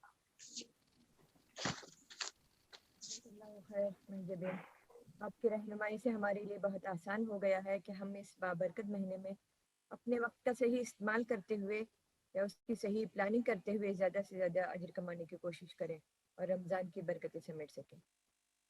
ہم اپنے سامعین کو یاد دہانی کراتے چلیں کہ دورہ تفسیر کا آغاز انشاءاللہ 3 اپریل سے ہوگا، اور روزانہ ایک پارہ کی مختصر تفسیر پیش کی جائے گی، اور اس طرح 30 دن میں پورا قرآن مکمل ہو جائے گا انشاءاللہ۔ پھر اس دورہ تفسیر کے بعد اسی دن روزانہ کچھ دلچسپ کوئز بھی واٹس ایپ گروپ پر بھیج دیے جائیں گے۔ اگر کوئی بہن واٹس ایپ گروپ میں شامل ہونا چاہیں تو چیٹ باکس میں اس کا لنک دیا گیا ہے، آپ اس پر کلک کر کے اس گروپ میں شامل ہو سکتے ہیں۔ یہ دورہ تفسیر کی جو ٹائمنگ ہوگی وہ صبح 9 بجے سے 11:30 بجے بحرین کے وقت کے مطابق ہوگی، اور انڈیا کے وقت کے مطابق 12 سے 2 بجے تک اس کی ٹائمنگ رہے گی۔ اور آج کا یہ جو پروگرام ہے یہ بھی یوٹیوب چینل پر اپلوڈ کر دیا جائے گا، تاکہ جو لوگ آج کے اس پروگرام میں شامل نہ ہو سکے ہوں تو وہ یہ پروگرام سن سکے۔ اور جو ہمارا دورہ تفسیر کا پروگرام ہوگا یہ ہمارے یوٹیوب چینل پر اردو کمیونٹی بحرین پر نشر کیا جائے گا۔ آپ تمام سے پھر ایک بار گزارش ہے کہ اس دورہ تفسیر میں خود بھی شریک ہوں اور زیادہ سے زیادہ لوگوں کو اس کی دعوت دیں، تاکہ آپ کئی گنا اجر کما سکیں۔ اللہ تعالیٰ کا شکر ہے کہ آج کا پروگرام بحسن و خوبی انجام پایا، اور میں تہہ دل سے اب تمام سامعین اور آج کے مقررین کا شکریہ ادا کرتی ہوں کہ آپ نے اپنا قیمتی وقت دیا اور بہت ہی صبر کے ساتھ پروگرام کو سنا۔ اللہ تعالیٰ آپ سب کو جزائے خیر عطا کرے۔ اللہ تعالیٰ سے دعا ہے کہ وہ ہمیں رمضان تک پہنچا دے اور آج جو کچھ ہم نے سنا ہے اس پر پوری طرح عمل کر سکیں اور آنے والا رمضان ہمارے لیے بخشش اور مغفرت کا ذریعہ بن جائے۔ اللہ تعالیٰ ہمارے یہاں بیٹھنے، بولنے اور سننے کو قبول فرمائے، آمین۔ سبحان اللہ و بحمدہ، سبحانک اللہم و بحمدک، نشہد ان لا الہ الا انت، نستغفرک و نتوب الیک۔ آج یہیں پر آج کے پروگرام کا اختتام ہوتا ہے۔ جزاکم اللہ خیرہ۔ السلام علیکم ورحمۃ اللہ وبرکاتہ۔